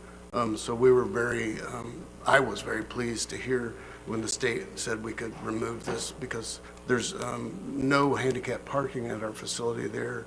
So having a handicap kayak launch there really doesn't make a lot of sense because they would have to trek the kayak across Highway 98 from our Marler Street parking lot to get down there. We will have, and we do have at Leonard Destin Park, a kayak launch there. The residents and visitors will continue to be able to launch at Clement Taylor Park, and then within the next 2 years, when Joe's Bayou Recreation Area gets its full facelift, there will be a new kayak launch in there. So we will still have kayak launching available. I guess it's just surprising that after, 11 or 12 years now of negotiating and discussing the park and working with the trust, that just now the logistics of doing this would come up. I mean, I'm surprised because it was such an imperative when it was done. And then I'll stop there, but my other question was, during our pre-agenda meeting, I had requested the current management plan and then any notes and documentation of conversations with the trust regarding this, just so I could review, council could review that information. That would be great. Yeah, and my understanding of it is originally we requested a floating facility with a lift down in that area, which the lift was always a little questionable in my mind in the Harbor District because things happen late at night down there, and it would be an unguarded lift at a certain point. But I think the new standards would require us to do switchbacks on a ramp to get it down to that water level, and that would take up a lot of real estate down there. And our switchbacks just enable somebody to get down to the water, is that correct? Yeah. So in terms of being ADA compliant, are we ADA compliant in getting people to the transient slips? We will be, because of the design of the walkway coming from 98 down, it is ADA compliant. Is that what you mean? Well, that and the overlook, and I guess if they can get down to the water to get to the docks, how much different would it be to get to the kayak lift? Is it? Well, they'd have a kayak with them versus a wheelchair. Right. That's well, so would anybody. I mean, right. You'd have to have your kayak on a wheel or a cart and pull it, I would assume. Yeah. Right. So. And the switchback ramp would be over the water. We currently don't have any permits to do over the water projects down there. Right. Okay. Well, I'm hoping there's not other hiccups with getting them to the transient slips or anything of that nature. Kevin, I got you up. Yes, thank you. I just wanted to reiterate the agreement that this is kind of crazy. There's one part of me that's frustrated that this was ever even designed in a park whether it's for points or not. I don't understand how a kayak would have ever been a good idea to put it in a place that there's not even parking to get to. So it's just, it's something I'm going to talk about later, but it's just frustrating that we're even talking about this now. But I think, again, it's a positive to, take this out because it's going to save us some, but I don't think it doesn't fit there, so. Well, I think Dr. Ramswell said it's been going on for 11 years, but they finally started taking shovels and hammers and nails. So sometimes when you actually start working on things, certain things that have always been there is like, maybe that wasn't a good idea. And I think that's the case here, let alone changes in the ADA regulations. Johnny, did you have anything to add? Yeah, just a matter of safety. I mean, it doesn't fit. Is that what you said? Don't fit. Right.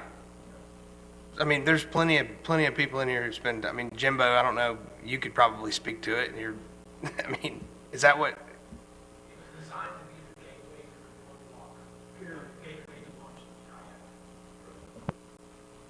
There we go. All right. We've had comment. We got a motion. We got a second. Let's vote.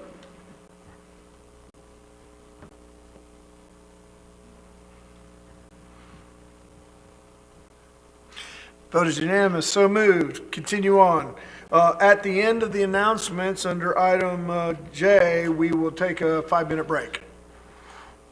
Thank you, Mr. Mayor, members of council. Item 4G is an update on paid parking pay stations, and we have Matthew here to update us on that.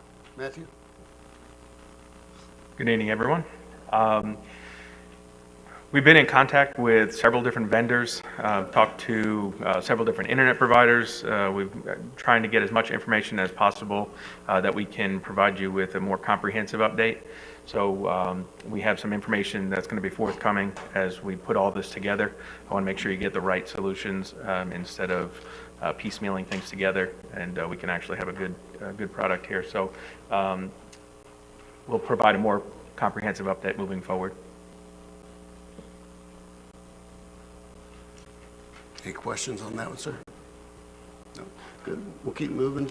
Next item is update on council contingency accounts, and we have Ms. Crystal Strickland here to provide that update. Crystal? Good evening, Mayor and council members. So here, this item is an informational item to review the contingency account lines in the budget. First, at the top of the budget, we have the council's contingency account. This year, we adopted $30,000. There's currently $3,500 remaining. I listed in the agenda item the 3 items that we spent the money on so far this year, which included the asbestos study at the museum, change orders to the Noriega Point survey, and $14,000 to support the balance owed to the Haas Foundation for the Economic Harbor Study. Traditionally, we have adopted anywhere between $5,000 to $45,000 for the council contingency account. So you have that $3,500 remaining. City manager, in most past years, we have adopted contingency for the city manager as well, but in this year and last year, we adopted a budget of $0. There are 2 other accounts that we have in the budget that are also contingency accounts. One is earmarked for economic development. This year we adopted $25,000. After further review, I found that we've agreed to give the Economic Development Council $13,000. So now we have a remaining balance in there of $11,000. And also we have Health and Human Services contingency account of $15,000, which in past years we've used to mostly for additional animal control issues. But so far this year we have left that one untouched. So bottom line is there is approximately $30,000 remaining in all of our combined contingency accounts for the city. And I'm open to any questions. I don't see any. Thank you so much. Go ahead, Lance.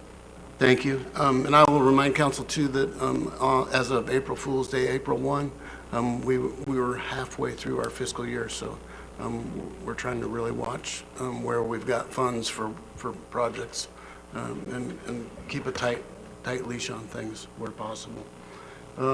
Next up, we have an update or a request from council for a change on the Zerby Calhoun pedestrian improvements. And I can tell you that this one makes sense to me. There originally was a plan to put a boardwalk over the stormwater swale down at Clement Taylor Park. We no longer have to be concerned with a firehouse being in that corner of the property. So we have the property where we could actually extend a concrete pathway through that area without impacting trees.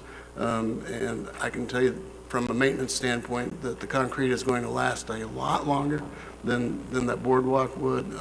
And it will be a cost savings to the city to go this route, and the life expectancy will be a great deal longer.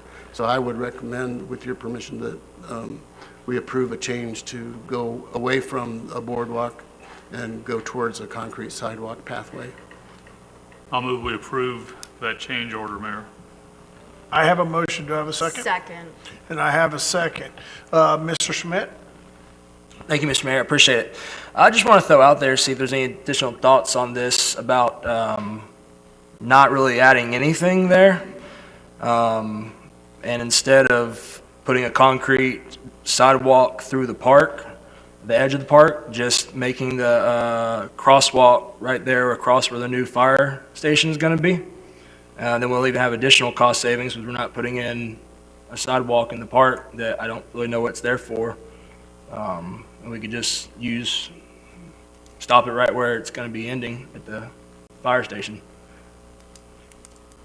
Or maybe make a substitute motion or something like that, but I just don't even know. I mean, if haven't done it yet, then why even do it at all right now? Because there's sidewalk on the other side of the street already. So whether we put the crosswalk 100 yards to the south, 100 yards to the north, the end result is going to be the same. People are going to be able to cross the street and use the sidewalk.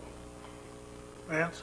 Yep, and I just, for informational purposes, so you have it, this crosswalk would only go approximately halfway through the park from the south end, about halfway up to the north end where the driveway currently sits, because at that point we would cut across diagonally to meet up with the sidewalk that runs currently along the eastern edge of Calhoun Avenue, which is already a pedestrian pathway. It's the wider pathway.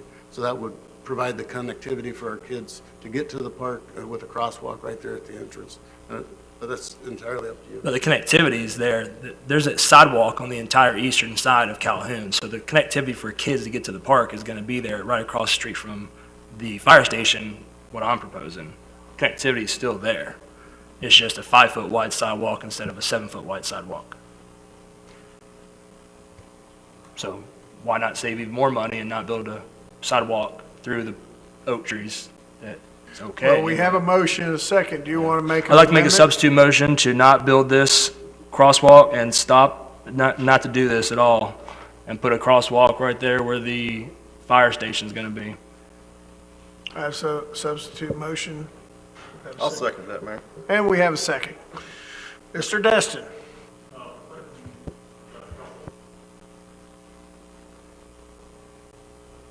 How much money are we going to save with our first option of putting the concrete rather than the wood? And secondly, does the staff concur that this would give the same degree of connectivity as Mr. Schmidt's proposal?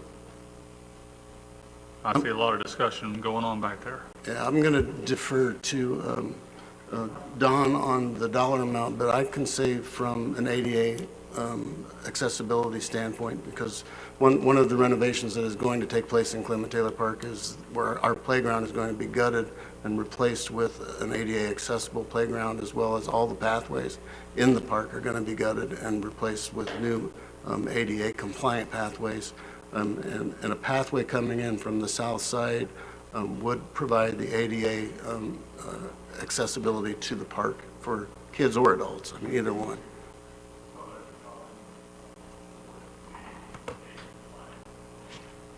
To me, it is. Michael, did you want to weigh in? I saw you reaching for the microphone. Michael and Don are talking now. I apologize, Mr. Mayor, we're just having a little sidebar. The proposal that was in the original agenda packet a few weeks ago for your approval, the boardwalk section was $80,000. The sidewalk would be considerably less than that. To answer Mr. Destin's questions, I don't have an exact figure on how much the proposed sidewalk would be. There may be some additional earthwork that would be involved, and it would involve a change order in the contract for Zerby Calhoun. My guess is that we may save half the cost is what I've gotten from some of the contractors that are working $40,000. Now, the problem with Mr. Schmidt's proposal is it may well run us afoul of ADA compliance. And if that's the case, then we can't do that. But we have an answer on that? Yeah. I would certainly love the opportunity to consult with Don and with the contractor, and we can come back to you later with a proposal or a series of options, if it suits the council. If I could mention, I don't want to not provide access to the park from the south. I mean, by all means, we can make a little bit of a path to continue on from the fire station, but I'm just saying we don't need to continue that entire length of the park to get on to the very other side of the driveway. It's just not necessary to go that far. So if we need to get people into the park for ADA compliance, of course, put it 10 feet, however it takes them there to get to the new renovated park. But I just think it's not necessary to add all this stuff. Unfortunately, we have a motion and a second to Well, address that very issue. We don't have all the answers, I don't think, Yeah, that well, everyone needs, correct? Robert's rules does give us a solution, Mayor. In an effort to allow the staff to give us the answer on the ADA compliance, I would make a motion to table this until the next meeting, by which time they will be able to give us an answer. And I would remind you that a motion to table does not allow debate under Robert's rules. We are done as soon as you said that. All right. Need a second on the motion to table? Yeah. Second. Motion to table in a second.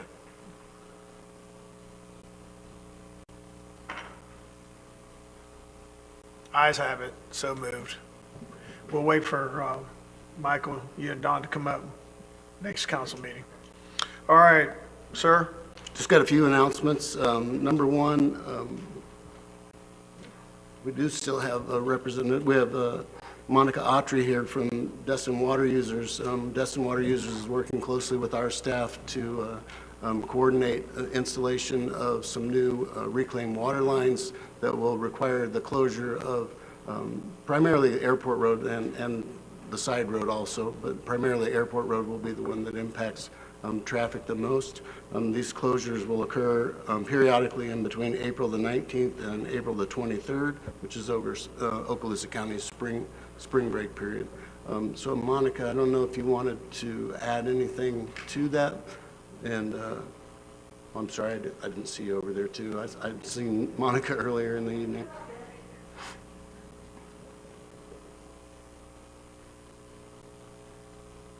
Oops. Good evening, everyone. We just want to let you guys know, as part of our right-of-way permit required to do public information, it will go out tomorrow with the help of Catherine and our public information. So we're just here letting you know we will be working on Airport Road. We have detours set up. The city staff has approved the plans, and we're happy to answer any questions you may have. So. How long do you anticipate construction would take?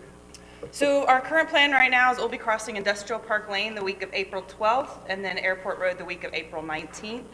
We do anticipate about a 24-hour closure to move from the southern 2 lanes to the northern 2 lanes as we work through that transition. So during that time, people will be routed on Industrial Park Road. Got it. Is that going to be a directional bore, or is that tearing up the road? We'll be open cutting the road. It's impossible to directional drill due to the city's stormwater pipe and the existing utilities. Okay, thank you. All right, thank you. You're welcome. Thank you, Monica. Next up, we've got a groundbreaking ceremony scheduled to be held at our Shores at Crystal Beach Park, and I'm going to turn this over to Catherine for the full update for council. Thank you, Lance. Good evening, council. Good evening, Mayor Jarvis. I'm sure you've seen, press release, a joint press release between the county and the city went out last week. We've had several media outlets call with some follow-up questions, and I've had a few reach out to me saying that they're hoping that they will be here next Monday. As we all know, that this is a very big deal for our city and for our county, especially with that pressure point that we've been feeling for quite a while there in Shore Crystal Beach. We've actually been, based on what staff has been hearing, and hopefully you have too, that we've actually been hearing that there is some relief already started down there. So progress is well on the way. Staff has been working on ordering hard hats and hammers, and we're getting them engraved, and I'm working with the county PIO on the agenda for our speakers for the event. So we did a site check, so I think we've got a good plan in place, and we've already got the big, huge, poster boards set ready to go as construction commences, so that the folks that go and visit, they'll know what is going down there with the expansion to Shore Crystal Beach. And that's all I have, if you have any questions. Thank you. Mr. Mayor and council members, back in February timeframe, council made a motion to reopen this building to full 5 days a week. I believe it was the 31st is what we came up with when we did our research. So this was brought to my attention today by Councilmember Schmidt, and I appreciate that. Last meeting, you had an update that we had some unavoidable delays in the process for getting Compass up and running. We're doing our best to handle that. So at this point, there is a motion floating out there that says we should be open, but we are truly requesting that we can extend that a little bit longer until we get the Compass program up and running. And it shouldn't be that much longer, but I will let Louis see if he has anything to add to that, because I know his team is working very hard to get this thing ready to roll, and thanks again for bringing this up. Yes, thank you. And thank you for your patience and also the public's patience as we work through this, this transition. So we anticipate perhaps by the end of the month, end of April, that we would be done with all the things that we need to do internally and just wait for the conversion to take place with InterGov. So at that time, perhaps end of the month is the best guess at this point that I can say we'll be ready to rock and roll with the public again. So moved.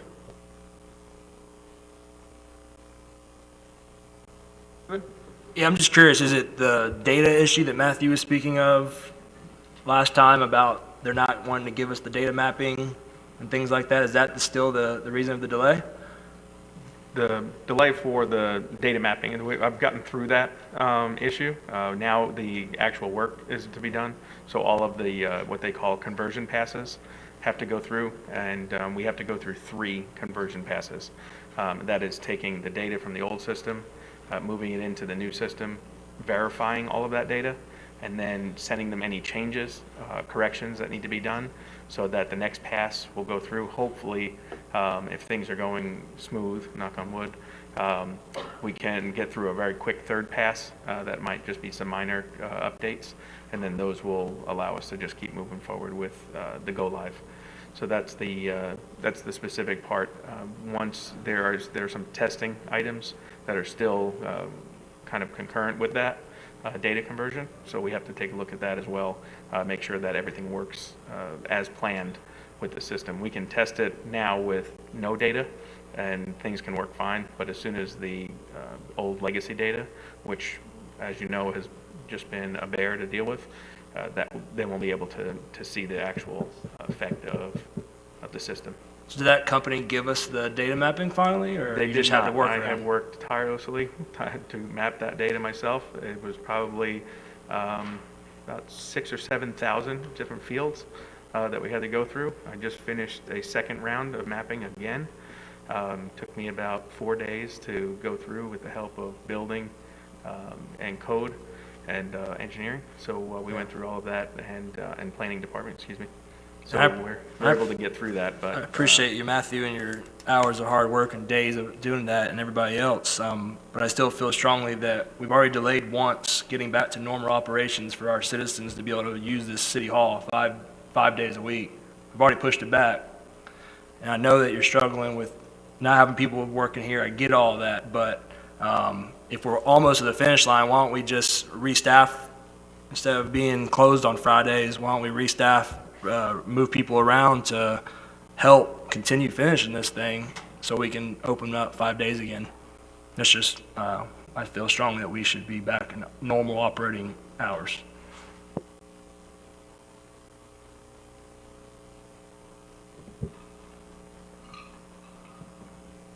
Everybody looking at me? Well, there was no motion made. Oh. Okay, all right. Any further discussion then? Read it, because it went over my head. Wait till the end of the month to reopen?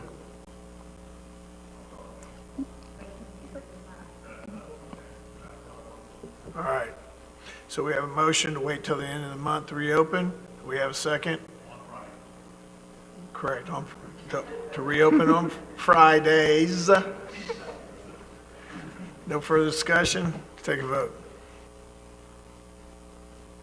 More. Yes, sir. One last item is from April the 15th through April the 25th is Okaloosa County Schools spring break, and I will be taking advantage of that to spoil my daughter on vacation. So during that time, Mr. Webb Warren will be acting city manager.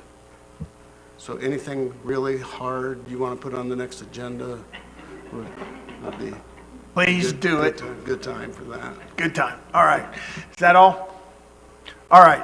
Folks, we're going to take a 5-minute break before we get into the public hearing session. And I mean 5 minutes, not 6.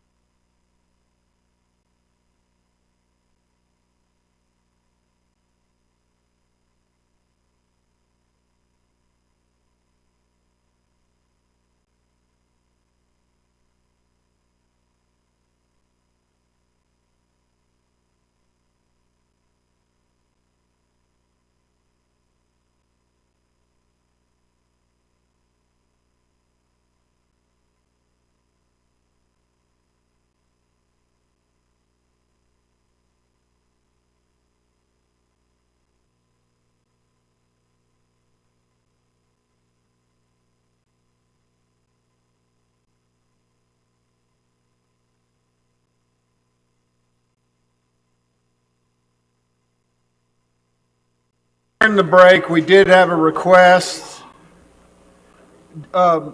Kim?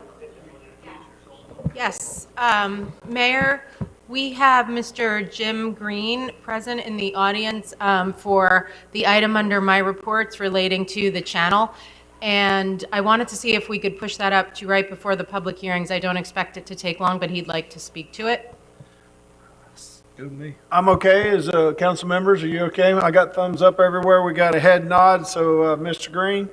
And he can come up and speak to it. Just to introduce it, I'll let you know that it's kind of worded differently in the agenda, but all we're asking for is direction from the council as to whether or not you want us to do information gathering at this point.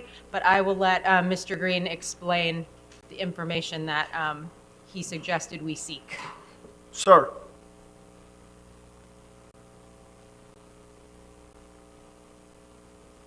Hello, thank you. Jim Green, 824 North Lakeside Drive.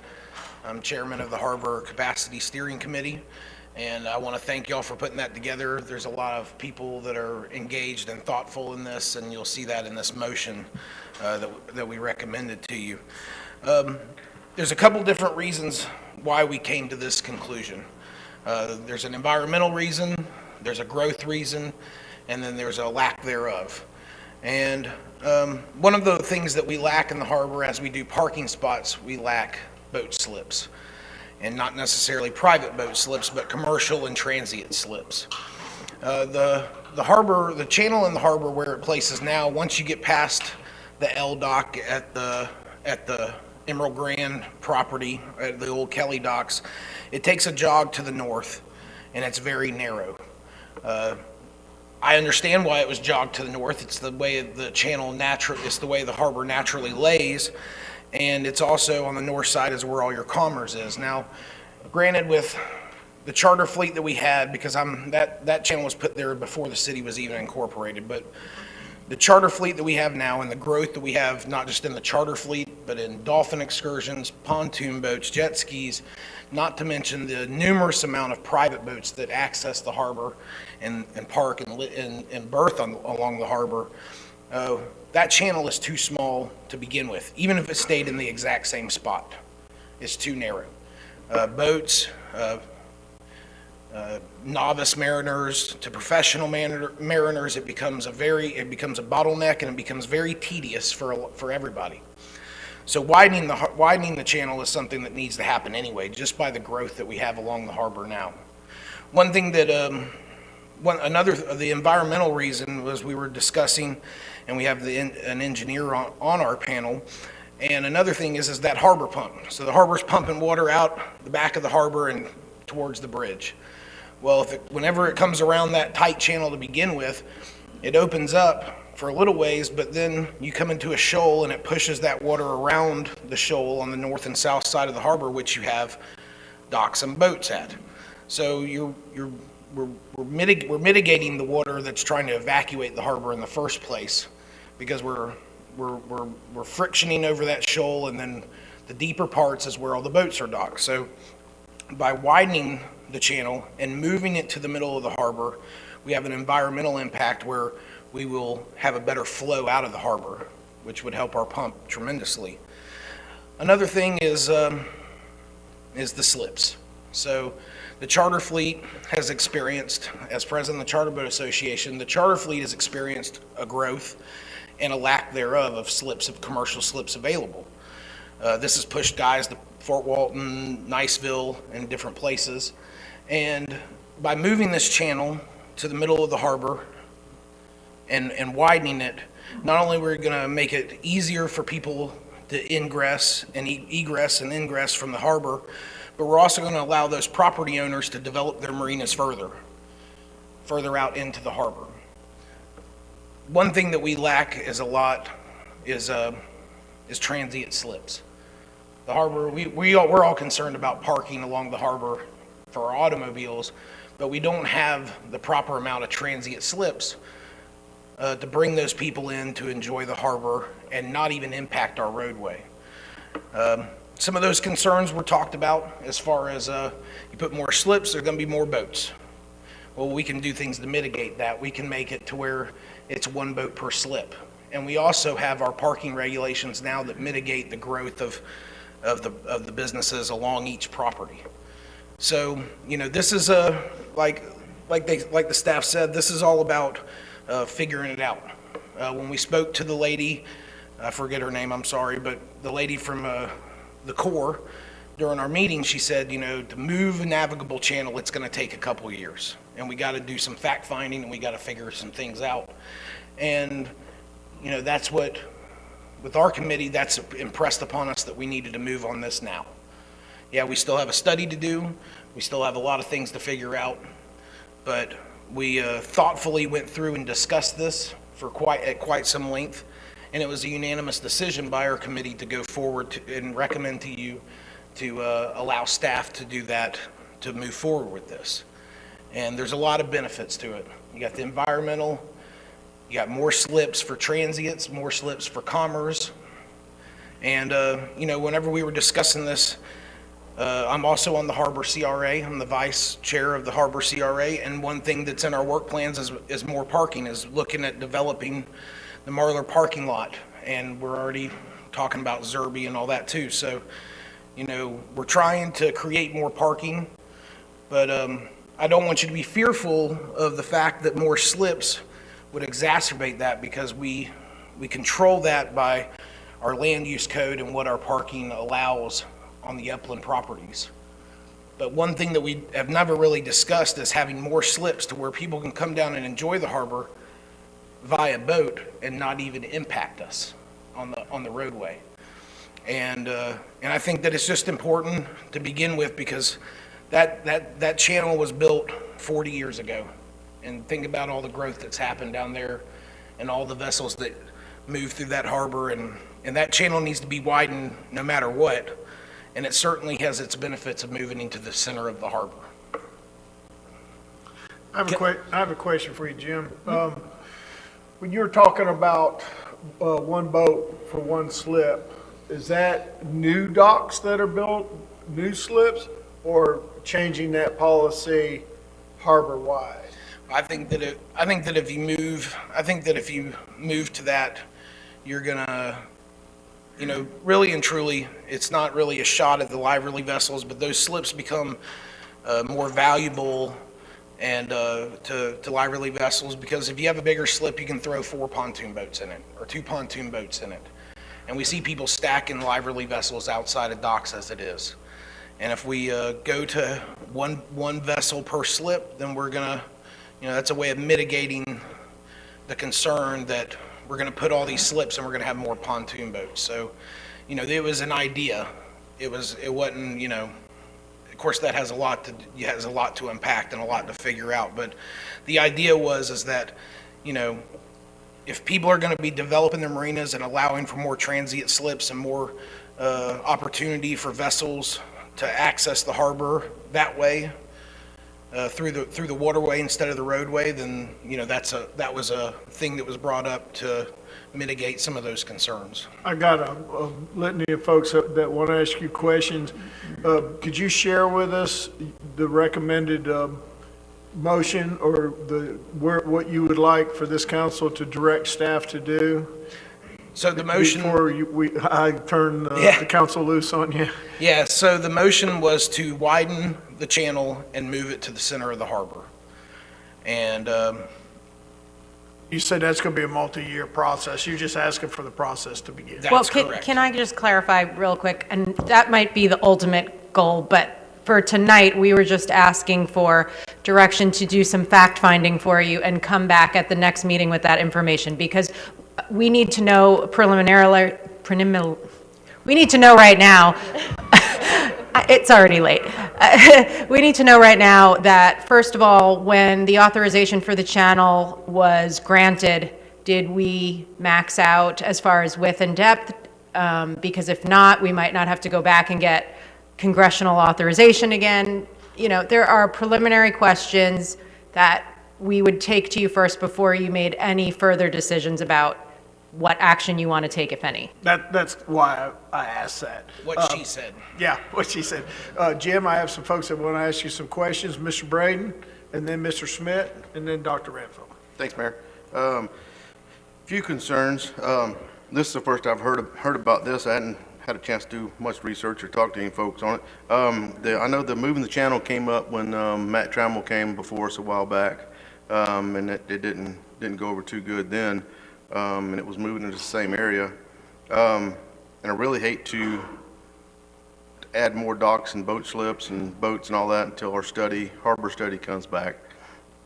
In the environment, I know the shoals you're talking about, you know, my family had the property where AJ's is at, and we had 5 charter boats. Well, that shoal was a little closer in, and we used to turn the boats around and put them in gear and blow that sand out and move that shoal.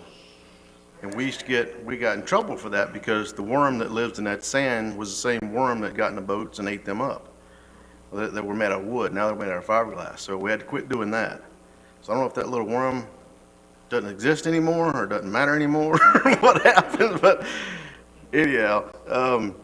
And then the upland property, we have, and you stated with the parking and all, that's a huge problem for us right now. And we're trying to work through that because we got a whole lot going on in the harbor and a whole lot up on the hill where there's no parking. So we're just trying to work through those issues as well. And I think we're making some headway. So there's just a lot of questions or concerns, I guess, I would have on it. I'd really like to talk through before and I know it's a couple years down the road and we get to move and, you know, get the process started now for you.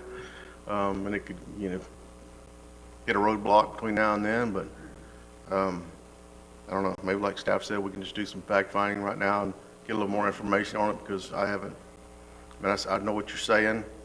And I know when Matt was here talking about the channel and people using the channel straight shot, well, you know, you guys are the only ones that use that channel. The pontoon boats and everybody else don't have a clue.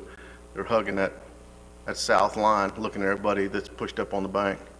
And so if we move the channel there, maybe they're all in the channel, but they just don't know it.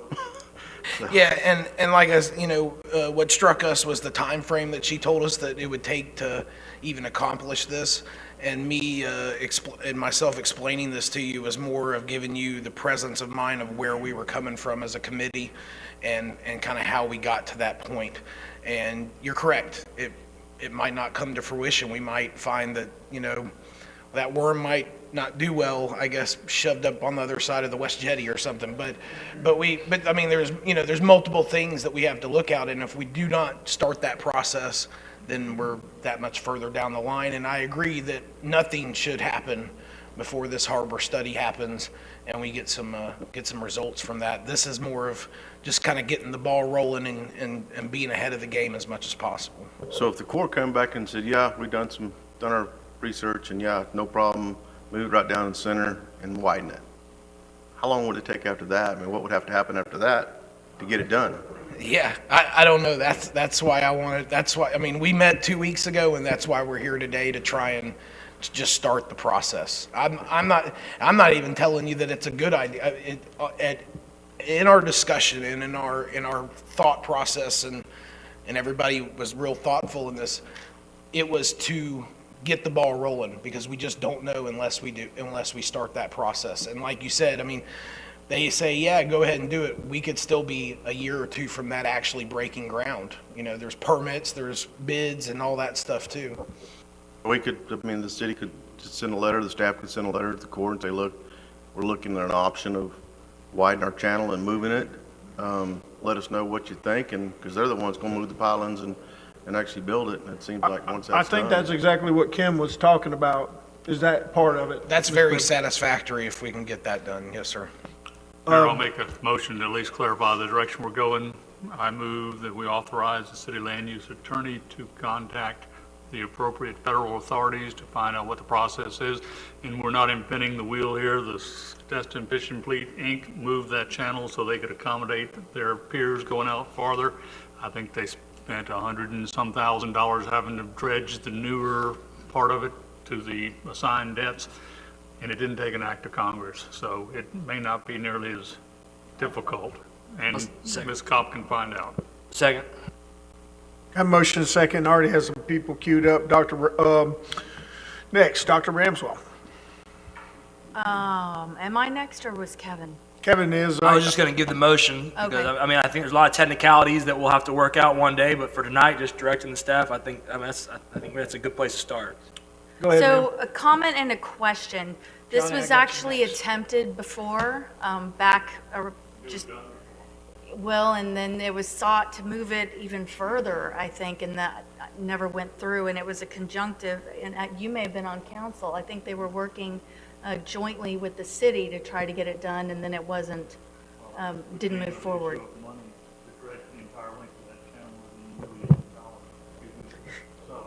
I think it was money is what really slowed that down. So there is precedent and something to look at. My question would be, as it is now, it kind of goes down and then it jogs to the northeast and east and then out again. Would the goal be to try to move the whole thing so that it was a straight line, or just the part where it's jogging to the northeast and then east again? I think in the discussion and in the intent of the committee's motion was to have it to where there was not a jog to the north, to where there was, whenever you come, and you're speaking to where the L dock sticks out and Olin Marlar's property begins, basically there's a fixed day marker there. And when you get to that point where there's no more jog to the north, that it flows to the center of the harbor. And I know the harbor kind of doglegs to the north as you get down closer past the yacht club and all that stuff, and you have the yacht club dock to tend to. But in my vision and in what I feel the vision of our committee is from that point where that fixed day marker is at the end of Harbor Walk's property, the Kelly property, when you're looking down there, that channel would run straight down the middle.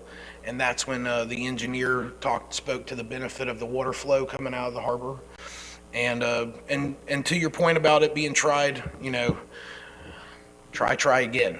I mean, this is another feeling is that this harbor capacity study and having the Corps involved with it would give us the proper ammunition and possibly open us up to grant opportunities having this study done to where it could speak to some of these concerns, because we listed this as things that we would like to address, the study to address. Great, thank you. Mr. King. I just want to say thanks, Jim, and I think that this is it's a huge step in the right direction for Destin residents and Destin businesses. And we can get those two things lined up, everything else flows really well. So I appreciate you and everything you're doing, and think it's awesome. All right, I got a motion, I got a second. Seeing no further comment, we'll go ahead and vote. Thank you, Jim. I think we're good. Turn around. Vote is unanimous, so moved. Hey, thank you all so much for hearing us and moving this forward. Thank you. Thank you, Mr. Chairman. All right. Now, Kyle, put your phone away. Don't watch any more of the Gonzaga-Baylor game, because now it's your turn. Item Baylor's 5. killing them. What is the score, by the way? The score is 31-14 Baylor. Wow. Maybe you're not missing nothing anyways. All right, go ahead, sir. All right, first we have item 5A. We have Mr. Ross Binkley on behalf of Indian Bayou West LLC requesting a major development order and major subdivision preliminary plat approval. The project is located at 1 Country Club Drive East. The property is approximately 69.16 acres and will consist of 86 long-term residential single-family dwellings, along with the associated infrastructure and platting. This time, if I could get anyone from the applicant who plans on testifying and anyone from city staff who plans on testifying, any member of the public that plans on testifying, to please stand and raise their right hand. Do you swear or affirm the testimony you're about to provide is the truth? All right. Thank you, everyone. At this time, I'm going to go down the line of the council members, starting with Kevin, and if you've had any ex parte communications, please disclose them at this time. Mayor Jarvis, I'm going to ask that you disclose any ex parte communications too, because we only have 6 council members, and theoretically, we could have a deadlocked vote. No problem. I have not. I have not. I have not. No, I have not. I have not, since the original, when it was first brought in, I don't know how long, last year at some point, but nothing in that time. I have not. All right, thank you, Council and Mayor. At this time, I'll turn it over to Ms. Kopp. Thank you.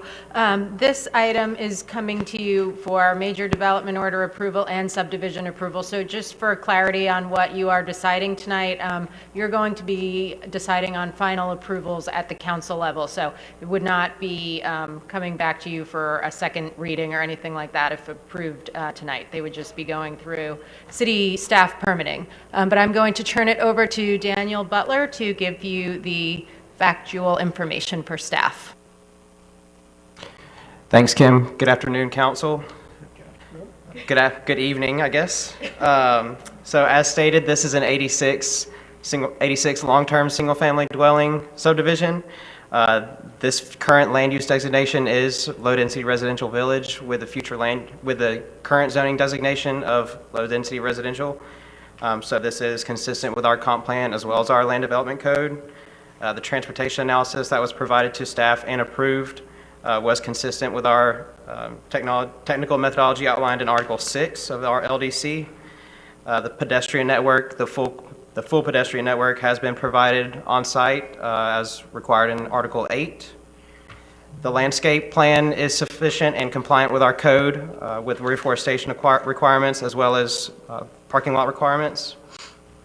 The proper airport protection mitigative techniques have been implemented into this DO, such stated in Article 7 of our LDC. Each owner within these noise zones will be required to sign and record with their deed the Destin Executive Airport Noise Zone Disclosure Statement. With all that being said, staff moves that City Council approve Indian Bayou West Major Development Order and Major Subdivision. At this point, we will ask the applicant to go ahead and do a presentation if they'd like.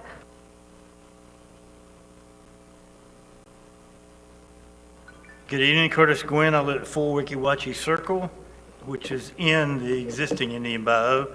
I'm going to keep this pretty short and sweet. It's been a long meeting. I'm sure y'all got some other things to go over. What you see on the screen is just an overall site plan laid on the property. What the staff has said, it meets all or exceeds all the rules and regulations. And so we really are here just to ask for a motion for approval, and I have Ross Binkley and Mr. Bob Lee, who is one of the owners of Indian Bayou, who has been one of the original developers of Indian Bayou. So if you have any questions for me, I'd be more than happy to answer them. This is something that is badly needed for the city of Destin. As you all are aware, there are no lots in Destin. We're talking a great residential community. One of the things that I thought would be nice would be the fact that kids like my son, who has 3 children, are looking to buy a lot and build a home and raise a family there. Just like I did in the existing Indian Bayou.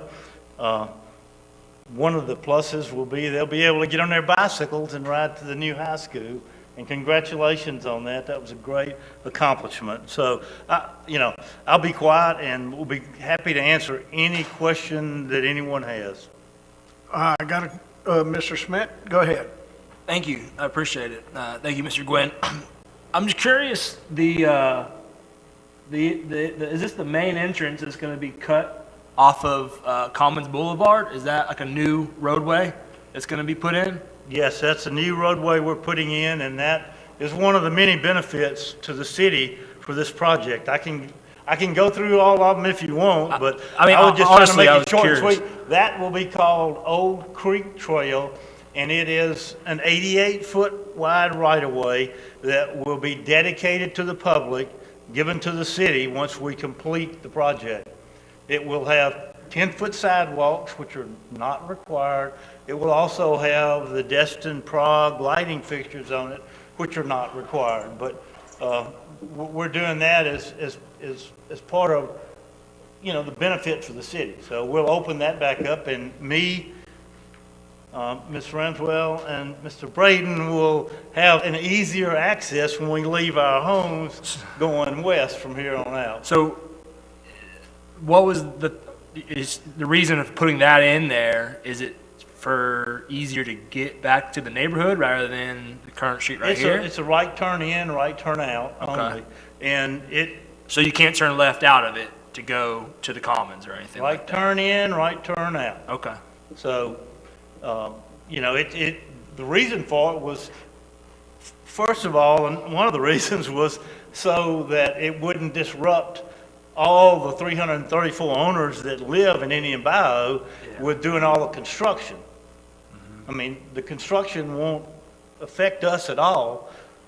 So that makes sense. So right turn only, that means, so if I'm heading east on Commons, I'm not gonna be able to turn left into this new street if I'm heading. That's correct. Okay. Unless you were breaking the law. Unless you're breaking the law, sure. Yeah. So there's gonna be like some no left turn signs or something like that. You just would have to go all the way down to the roundabout.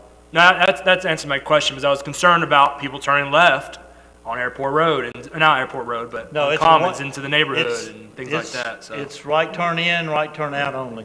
Thank you. And it, you know, and again, we're dedicating that to the public. Appreciate it. Yeah. Any other? Ross Binkley, I'm the engineer. There's a concrete island at the entrance that we're proposing there on the Commons as well, to keep people from turning left. And go you know ahead. that road's already there, it's just blocked off and overgrown, right? I'm we're pointing realigning this it. way because it's actually over there. It used to be there, yeah, and it got closed off when Commons Drive was put in. Yeah, we're realigning it to get it further away from the signalized intersection at Airport. Right. Cool. Any other questions? I have a question, sort of, oh, I'm sorry, were you talking to me? It's Okay. Dr. Ranswell, go Sorry. ahead. I saw your microphone keyed up. Thank you. Well, and this came up in conversation, and I was reminded of it earlier. Someone was telling me that the roads within Indian Bayou are private, but I had thought they were public when the gate was taken out. The roads within existing Indian Bayou, where you and I live and Rodney live, they're public. This, one of the other benefits to the city will be the roads will be private, so the city won't have to maintain them. So are y'all going to put in another gate up front, or? Not what's the planning on plan? gating it, no. Okay. I mean, Just once making I roads get through private. developing, we'll turn it over to the homeowners association, and it's not planned on being, you know, we have no plans on gating it. I mean, it's kind of like us, it's one way in, one way out, so there's really, you know, security is at a maximum, there's really no need. And I have one more question. At I guess it would be the north side where it goes out almost to the back of Indian Trail neighborhood, do you have any plans for any sort of easement or sidewalk that would facilitate walking from Indian Trail neighborhood into Indian Bayou neighborhood? No, not at this, no, we do not. That's, to get over there, you got to go through private property that we don't own. Thank All right, are there any further questions? Go ahead, Mr. Gang. Just real quick, just wanted to say thanks, Mr. Curtis, for being here and presenting. And just, if it means anything to anybody else, I mean, you're talking about every one of these is over a third of an acre. You know, it's a hot. That's, the smallest lots are 100 foot wide by 150 deep. Yeah, and so the density is, it's not even anywhere close to what you're allowed, am I right? That's correct. We were allowed, and it's all in the paperwork, we were allowed 5.81 units per acre, but that was not what we were trying to do. So we're at 1.28 dwelling units per acre.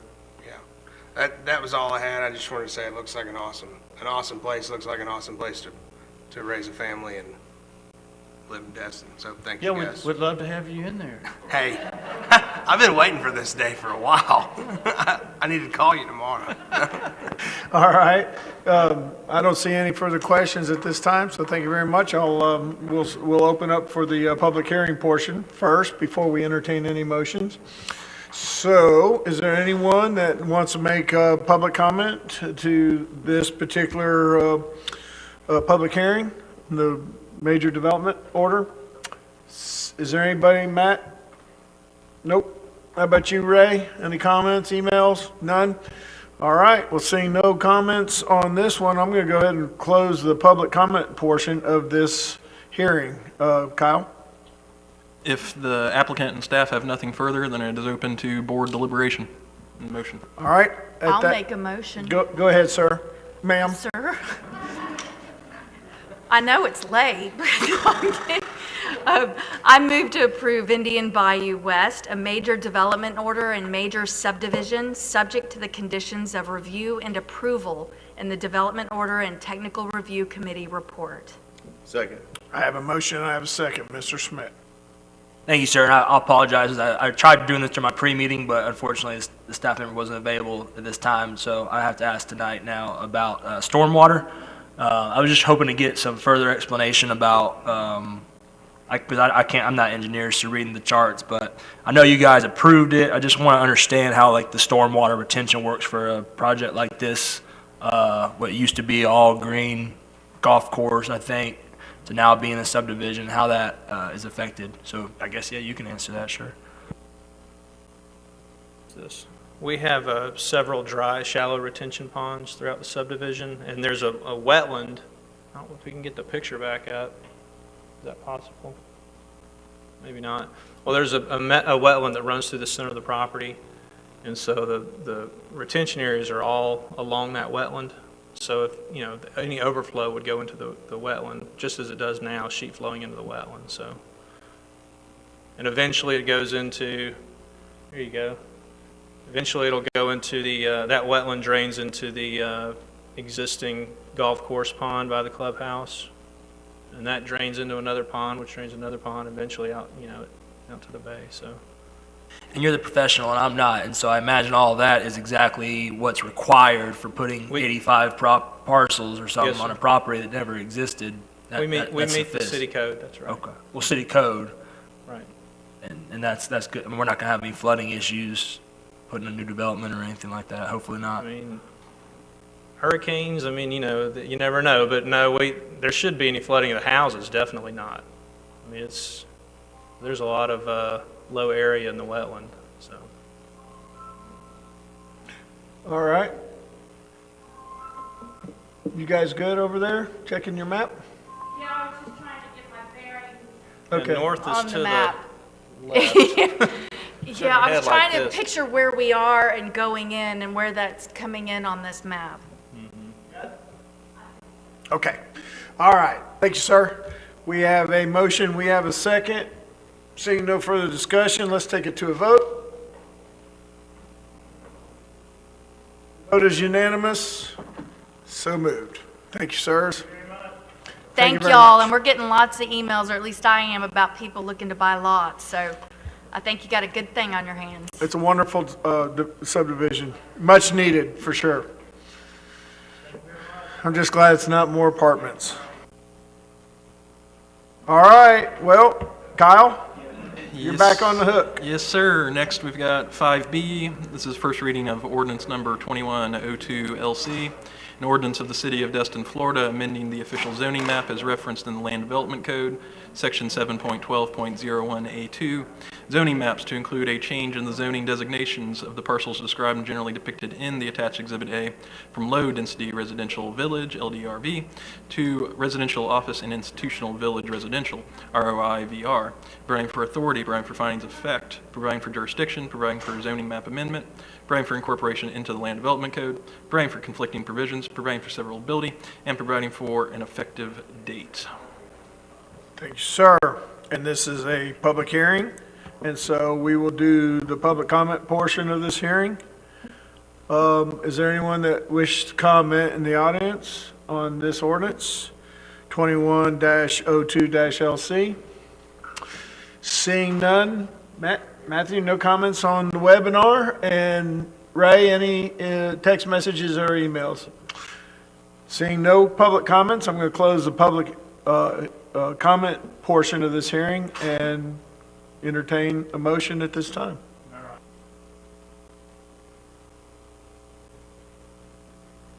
I have a motion. Second. I have a second. Is there any further discussion on this particular ordinance? Seeing none, let's take it to a vote.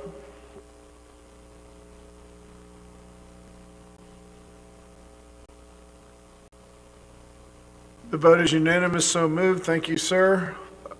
All right, next up is 5C. This is the first reading of ordinance number 21-04-PC, an ordinance of the City of Destin, Florida, amending its comprehensive plan 2020, providing for authority, providing for findings of fact, providing for title, providing for jurisdiction, providing for intent, providing for jurisdiction, providing for intent, amending Chapter 1, future land use element related to building heights, to provide for consistency with the city charter, providing for transmittal to the Florida Department of Economic Opportunity, providing for incorporation into the comprehensive plan, providing for severability, and providing for an effective date, and this is a public hearing.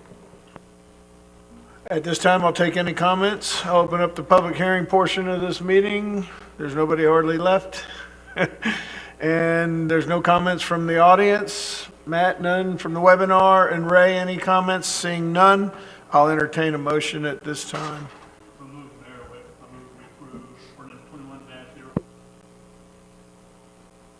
I have a motion. I have a second. Any further comments? Let's take it to a vote.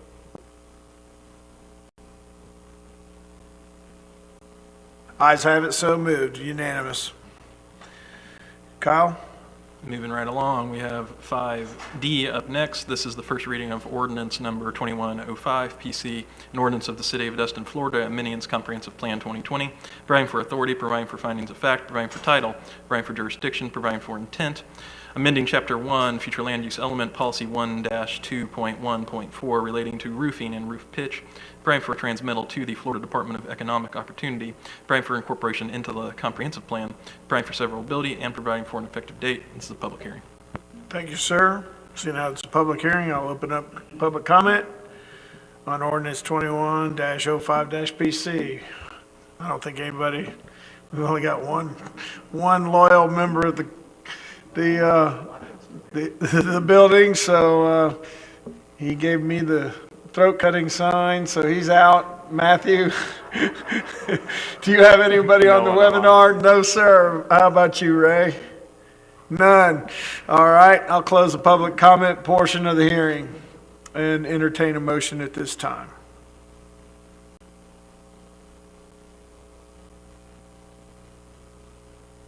So 5. Second.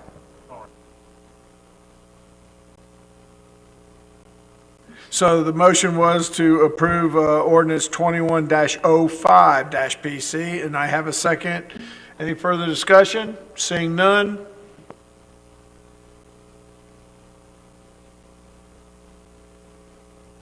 Ayes have it. The vote is unanimous. So moved. Mr. Bowman. All right, 5E, first reading of ordinance 21-06-LC, an ordinance of the City of Destin, Florida, providing for amendments to Article 7 of the Land Development Code, land use type, density, intensity, zoning, and regulatory controls, amending Table 7-2, Table of Allowable Uses to include police protection and fire protection as a conditional use in all city zoning districts, providing for consistency with the city's comprehensive plan, providing for incorporation into the Land Development Code, conflicting provisions, severability, and an effective date, and this is a public hearing. I'll open up the public comment portion of this hearing. Does anybody wish to speak? Matt, you got anybody on the webinar? Ray, any comments? Seeing no comments from the public, closing the public comment portion of this hearing and entertain a motion at this time. I'll make the motion. I move to approve proposed ordinance 2106 LC on first reading and direct the city clerk to advertise the ordinance for second reading. I have a motion, I have a second. Is there any further discussion? Seeing none, please vote.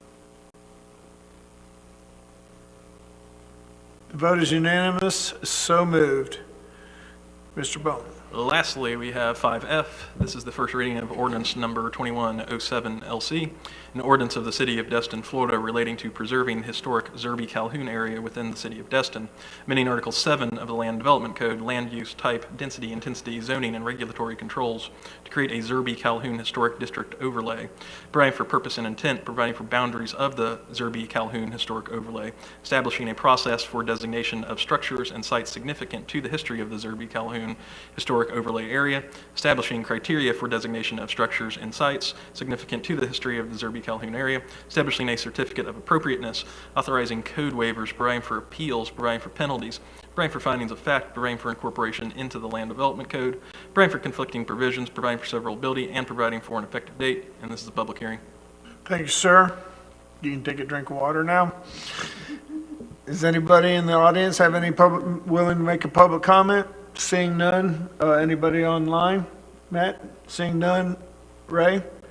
No public comment to ordinance 2107 LC, so I'll entertain a motion at this time. I'll make the motion to approve proposed ordinance 21-07-LC. I have a motion. I have a second. I have a question because I didn't have our historical, our overlay district from the harbor. Kim, is this pretty much a copy and paste document with the harbor, in comparison with the harbor district? In part, it is. The comprehensive plan provides that the Calhoun area is a transitional district from the South Harbor, so that part is a mirror image of that ordinance. However, we also added to it the recommendations that were specified originally from Ms. Jan Best and then as directed by council. So the specific structures in Calhoun with recreational and historical significance are listed out in the ordinance and declared parks, so they'd be subject to supermajority vote per the charter for any transfer. And then we also added change of use provision so that if any portion of a structure or property was to be modified or changed in any way, it would have to go through the change of use process before staff and the city council as well. So that would include, you know, the parks, the cemeteries, the community center, and the museum. I knew there were some differences, and I didn't have both to compare. No, you're to, right. so- That there's two parts to it, and part of it is identical to the Okay. South Harbor. Answer my questions. Anyone else? Seeing none, let's go ahead and take it to a vote. The vote is unanimous, so moved. That's the end of our public hearings. Now we have item 6A, or just item 6, consent agenda. I'll Mr. entertain Mayor? a motion. Go If I ahead. could request that item 6A be pulled from the consent agenda, please. You got it. And so consent agenda now is just items B, C, and D, and I'll entertain a motion at this time. Motion to approve. I have a motion. I didn't miss it. I Second. have a brief question on B. If we can have it before we vote, or we can be Yeah, I got a motion, got a second, so now we can have discussion. okay. Mr. Destin, could you? There you go. Stainless steel screws, are we using that on these boards? I didn't see it. I see the city was paying for the lumber, but I didn't see the screws, which are fairly expensive. We're buying that, or is the contractor buying those? The screws are in with the contract pricing. Okay, as long as we are, Continuing. as long as we're using stainless steel, otherwise it's a waste of time to put boards that'll last longer than nails. Thank you. Yes, stainless steel screws and marine grade stringers, any under lumber. All right. Got a motion, got a second. No further discussion?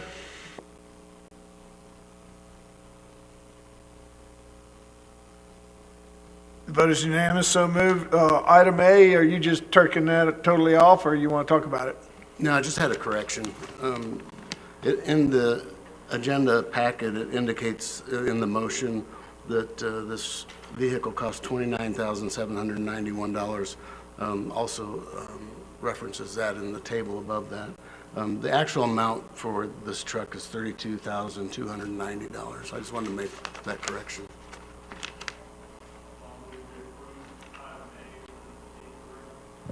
I got a motion. Second.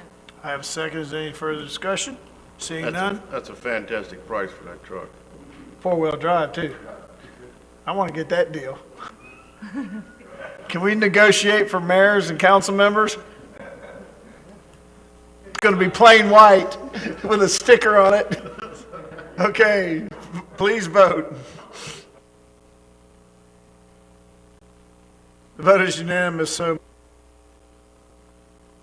All righty then, now we're at item 7, Councilmember Braden. Thank you, Mayor.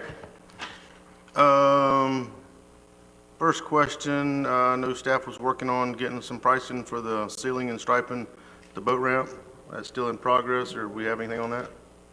Or can we? We need a motion for that, or Are we talking about the new boat ramp? Joe's Bayou boat ramp? Yeah, I spoke to staff last week about sealing that, and they recommended that we let the timber kind of dry out first before we do that. Michael, he's talking about the actual blacktop resealing. I am so sorry. I'm so sorry. Yes, I've talked to a Chem Seal company in Fort Walton about getting me a quote for that to determine whether or not we have to go out for bids for that. Put that out on the street as an RFP. But as soon as we have some information, I'll pass that along to the city manager. When do you anticipate getting an answer?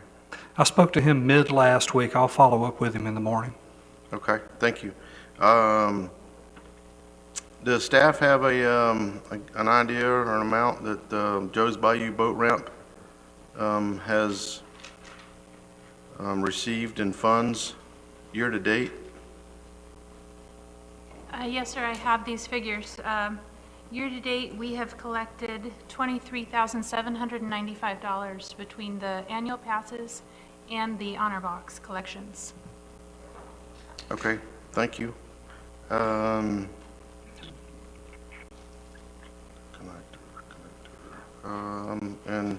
we've already answered the question on the sidewalk issue. That's all I got, Mayor. Thank you. Thank you, sir. Dr. Ramswell. Thank you. So the first item I have is the funds for the water sports safety videos. And if y'all wouldn't mind, I'd like to call up John Stevens, who had sent council an email discussing this topic. And you'll remember that it was brought up at a prior council meeting and discussed what could we put in a video so that it would appeal to, you know, the vendors, the people that are selling stuff, people in the hotel, just something that could have widespread appeal and meet certain specifications and requirements. So, John, if you wouldn't mind. John Stevens, 4025 Indian Trail. So I guess real quick, back when the ordinance for livery things was discussed a long time ago, it was always about safety. So I'm just trying to revamp it and bring it back to safety, and hoping that we can use some of these fees that we're collecting from livery companies to go back into these videos. Originally, our little coalition, the plan was whenever we got funding, or enough funding to do video, we were going to create a video. But after having multiple conversations with Sheriff and FWC, they kind of want us to get these videos done a little bit quicker, so that way we can provide them to pretty much boaters that bring their boats from out of state, new boaters that live here, all the livery guys, and just in general. And we got a really good videographer guy. He's done some stuff with Nat Geo. He did a local video that Dewey was actually in. But do y'all have any questions for me? A question. Is the coalition, businesses, whoever, are y'all putting money in to make these videos? Because I'm just curious. Yes, what we're doing, all the fees that we've been collecting is going towards the videos too. Pretty much our plan is just to give it out to all the livery businesses around in hopes that the ones that aren't members will be able to, like... The fees of your coalition, you're saying? Exactly. So outside of the coalition, other businesses, if they're not in it, y'all haven't asked them, hey, do y'all want to pay? We've asked them to join, so it's really kind of up to them, but our thing is, it doesn't really matter who's donating. We want everyone to have access to these videos. So the ask is essentially the video is going to cost, what, $8,000 to produce? $8,000 per video, and we're trying to do 3 videos. Pretty much the first video, he actually has all the information, so he's working on, it's the navigational video that pretty much goes over pretty much all of our waterways, goes over in detail of Crab Island, even goes into details of just like some of the animals in our waterways. And this video will be made available is however many pieces of social media you can get on, including our own website at the Correct. Destin city website? We're planning to give it to all the entities, and then we're creating, I guess, like a small little, like 1-minute video, just kind of going over a quick synopsis, so that way you can post those on your social medias. That'll redirect them to the longer videos that goes into more detail. I'd love to see them get on the hotel channel, you know, when you turn the TV So- on and it has that constant loop of stuff. Yeah, Yeah. one of the guys reached out to Beach TV, and they said they would love to use it. As a PSA? Mhm. So what's your ask? Really, whatever y'all want to give. I mean, pretty much. Let's cut to the chase. We pretty much secured almost enough money for the first video, and then I'd love to go ahead and just have it lined up to where we'd have enough money to do the next video at least this year. And my thinking is just kind of hold that money until we provide the video, and then if y'all give thumbs up, then can y'all help pay for the video? What do you got in the first video? So the first video is just purely navigation. The second video, which FWC and Coast Guard asked us to put our next focus on, is the wave runner safety video. I was thinking more along the lines of money.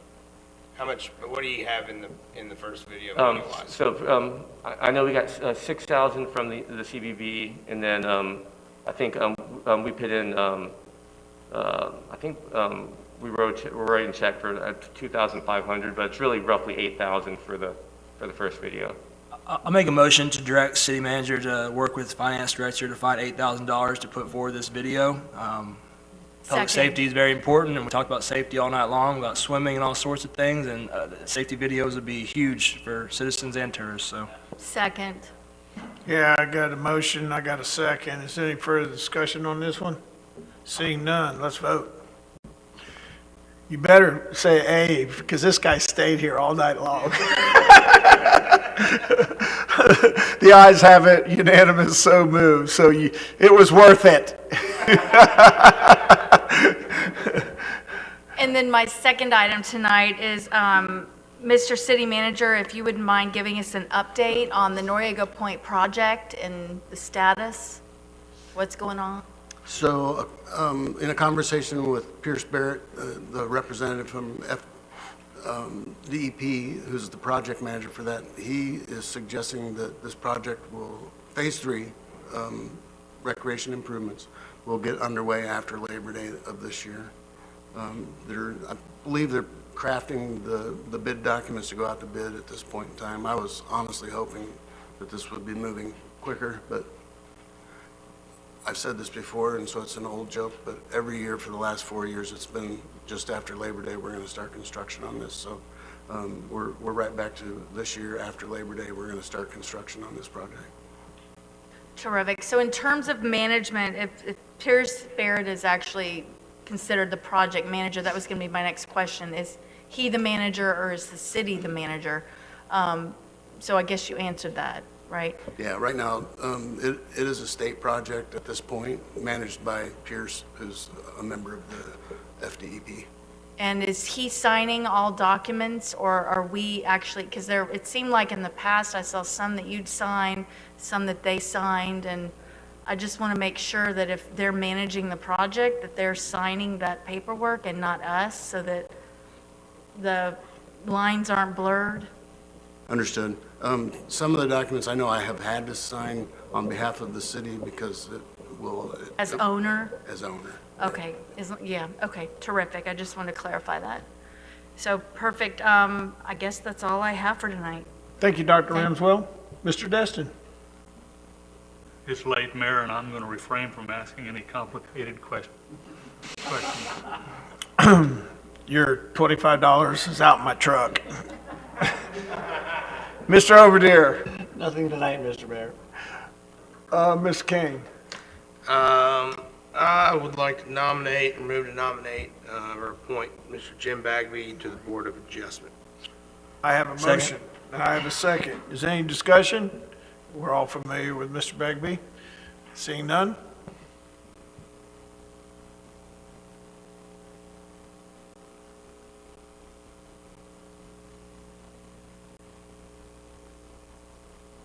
Ayes have it, so moved. Mr. King? Nothing further. Thank you, sir. Mr. Smith? I appreciate it, sir.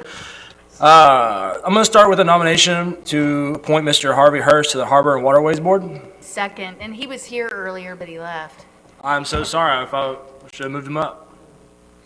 So we have a motion, second. Any further discussion? If you get nominated around here, you're done. This vote. You don't even have to hold up your hands and you're going to get selected. Ayes have it. Thank you. Unanimous, so moved. Go ahead, sir. Next item I want to talk about was the cemetery plots. I was just preliminary figures recently, hearing that we have 500 cemetery plots available in our cemeteries. And if it hasn't really been surveyed in the past, and maybe Mr. Destin has some history on this, but do we need to possibly staff look into comparisons with other municipalities or other privately ran cemetery plots to look at our citizen number versus our amount of cemetery plots that we have? And I understand the land is the land, but just to start looking at should we be looking at options to provide for the future burial? Didn't know if anybody had any thoughts on that or wanted to direct staff to do anything. I'm going to hurry up and buy one before you jack the price up on me. Me personally, I I'll want one direct under staff, a but- tree. Because I think as everyone knows, once that one's full, we're done. There's no more room in Destin for burial plots, I'm sure. Yeah. I suggest the southwest edge. Burials at sea are common around here. So what I would like to do then is direct the staff to look at other municipalities and compare our numbers to what we have available versus what our population is, to bring back some information of how it compares with others. And I can do a motion if we need to, or if that's a big deal. Okay. Thank you. I appreciate it. Next thing I'd like to bring up is Airport Road, US Highway 98 turn lane notice. I know I spoke with Lance and Mr. Burgess recently. We went back to the DOT or FDOT and asking their thoughts on putting some plastic stuff or whatever that plastery stuff. Did they get back to you on any possibilities of doing additional things on the ground? Not as of yet. I sent that email, I believe, early last week. Haven't heard back. Did that video make it? Can we play this video real quick? I got a video. Just want to share with everybody in case you haven't seen the turn lane. Yeah.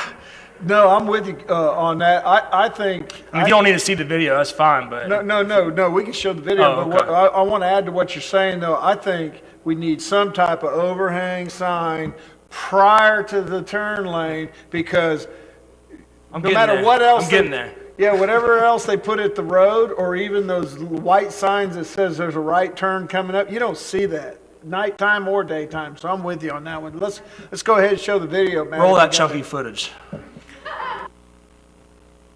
Roll that footage.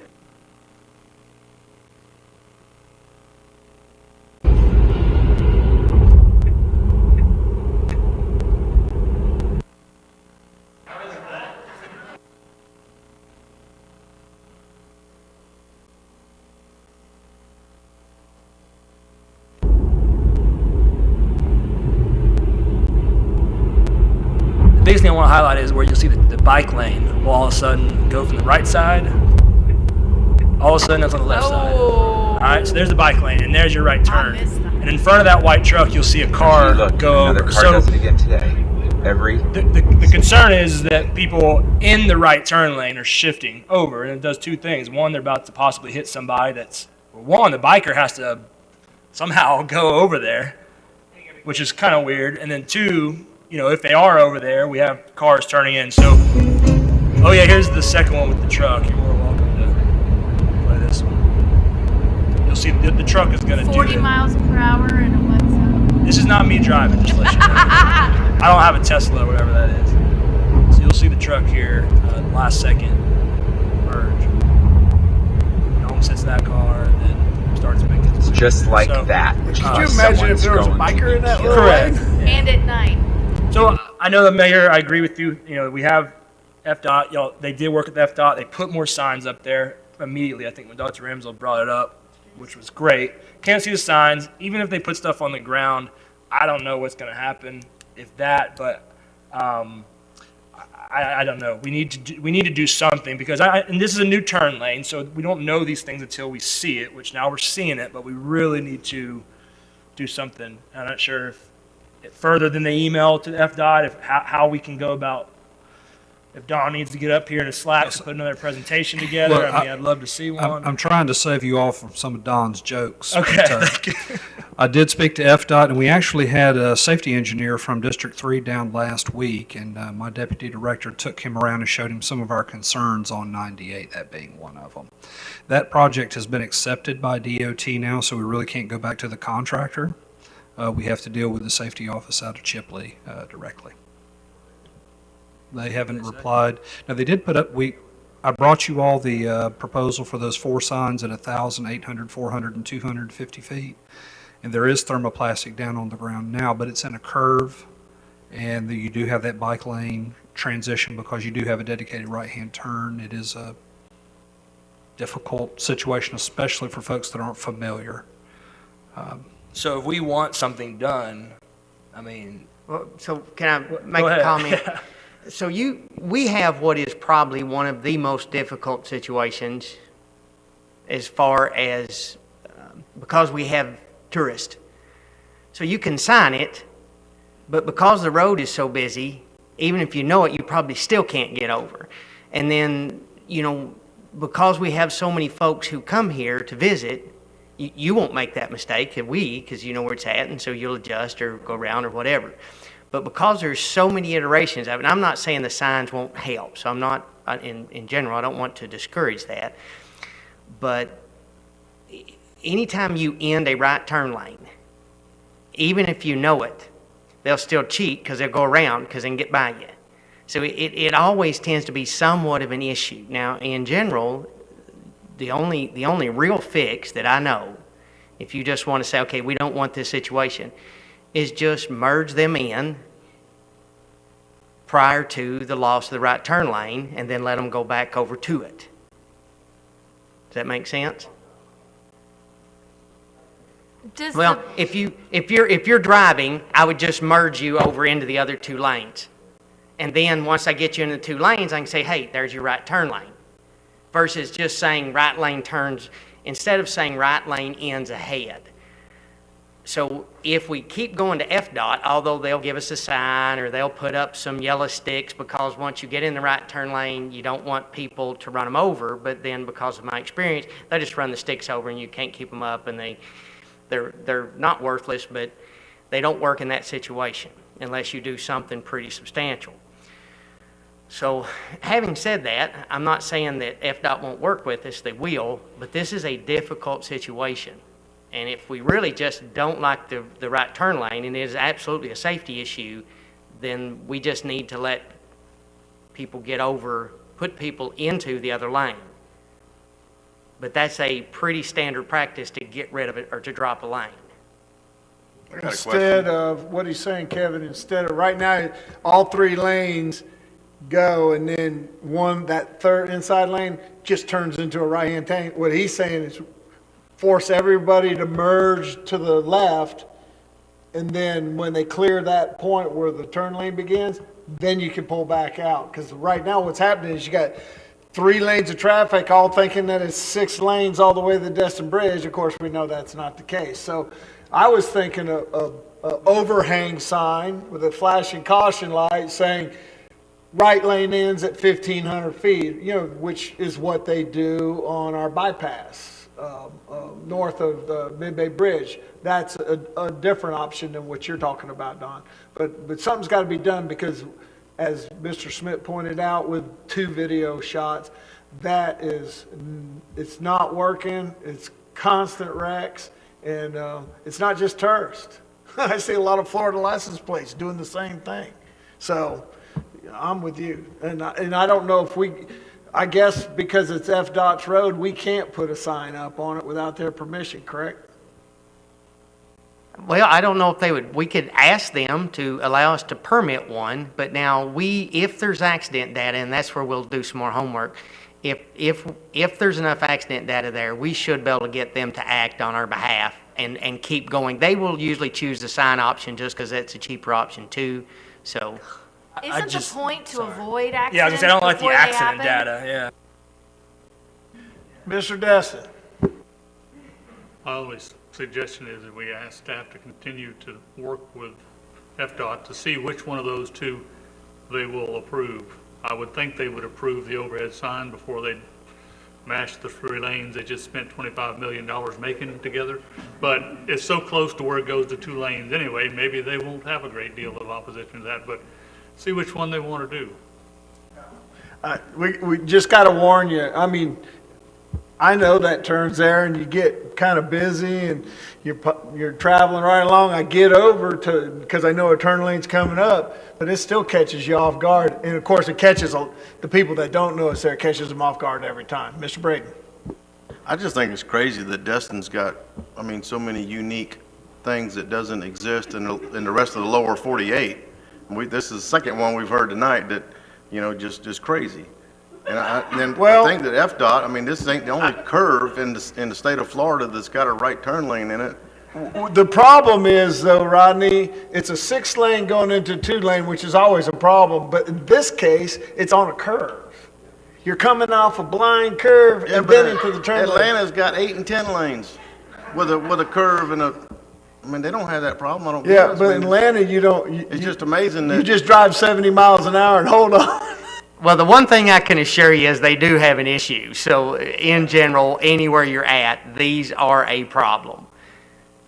The problem is the fix. That in general, I don't know why, Rodney, I agree with you, why we ain't fixed those. I agree, and I appreciate you guys continuing to work with them, because rather than just waiting for accident data to study and then all that, I want to be proactive about that turn. I hope we can continue working with FDOT on that. Project management stuff. I'm trying to get a better understanding of how our projects work in the city in regards to oversight and to what's happening. Specifically, you know, there's in the past we had citizens bring up projects about sidewalks. The contractor didn't put the stuff, the cones, and I know that just happens sometimes. And then we have projects recently where you know, red clay is being used instead of white sand multiple times by a contractor. Then we had Calhoun be shut down for weeks with no detour signs, and 2 ambulances hit the roadblock and had to do a U-turn. Imagine if that was your family member that was needing that ambulance. So those little projects that I can only think of since I've been up here, some of them are small, some of them are very large. I'm trying to get an understanding who's in charge of things like that to make sure that the smallest things to the biggest things aren't overlooked. And I know we have a grant manager / project manager, I think, but I know he does certain functions. So any details you can provide about overseeing projects in that manner to make sure that the job is being done, I guess, appropriately? Yeah, it's a challenge. I mean, we're a pretty thin staff, so, and there is some confusion, I agree. But like Jeff Kozad he's our project manager / grant manager / contract manager, so his oversight is at a very high level. His job is to keep capital projects and grant projects moving forward. And he's not a construction expert, so at that point, when we actually start construction, we need a construction manager, which is a little bit different than a project manager. There's somebody out there, hopefully, that is keeping people moving, keeping them on task, making sure they're following the rules. On a lot of projects, unfortunately, when we could have built in some oversight like this into our grants, in years past, we did not. We are not going to make that mistake in the future. Because we know that we can get some administrative fees out of there and some extra money in these grants to hire people to do this exact thing. Along those same lines, Mr. Destin has made a suggestion to me in the past and to some other staff members about contracting more of this out, and I am 100% in favor of it. I don't want to speak for Mr. Destin, but he did tell me that they had very good luck with the school board. So. If I may, if the school board had a $550 million a year budget, they hired a construction management firm and they would put it out to bid periodically, 5 years, 10 year.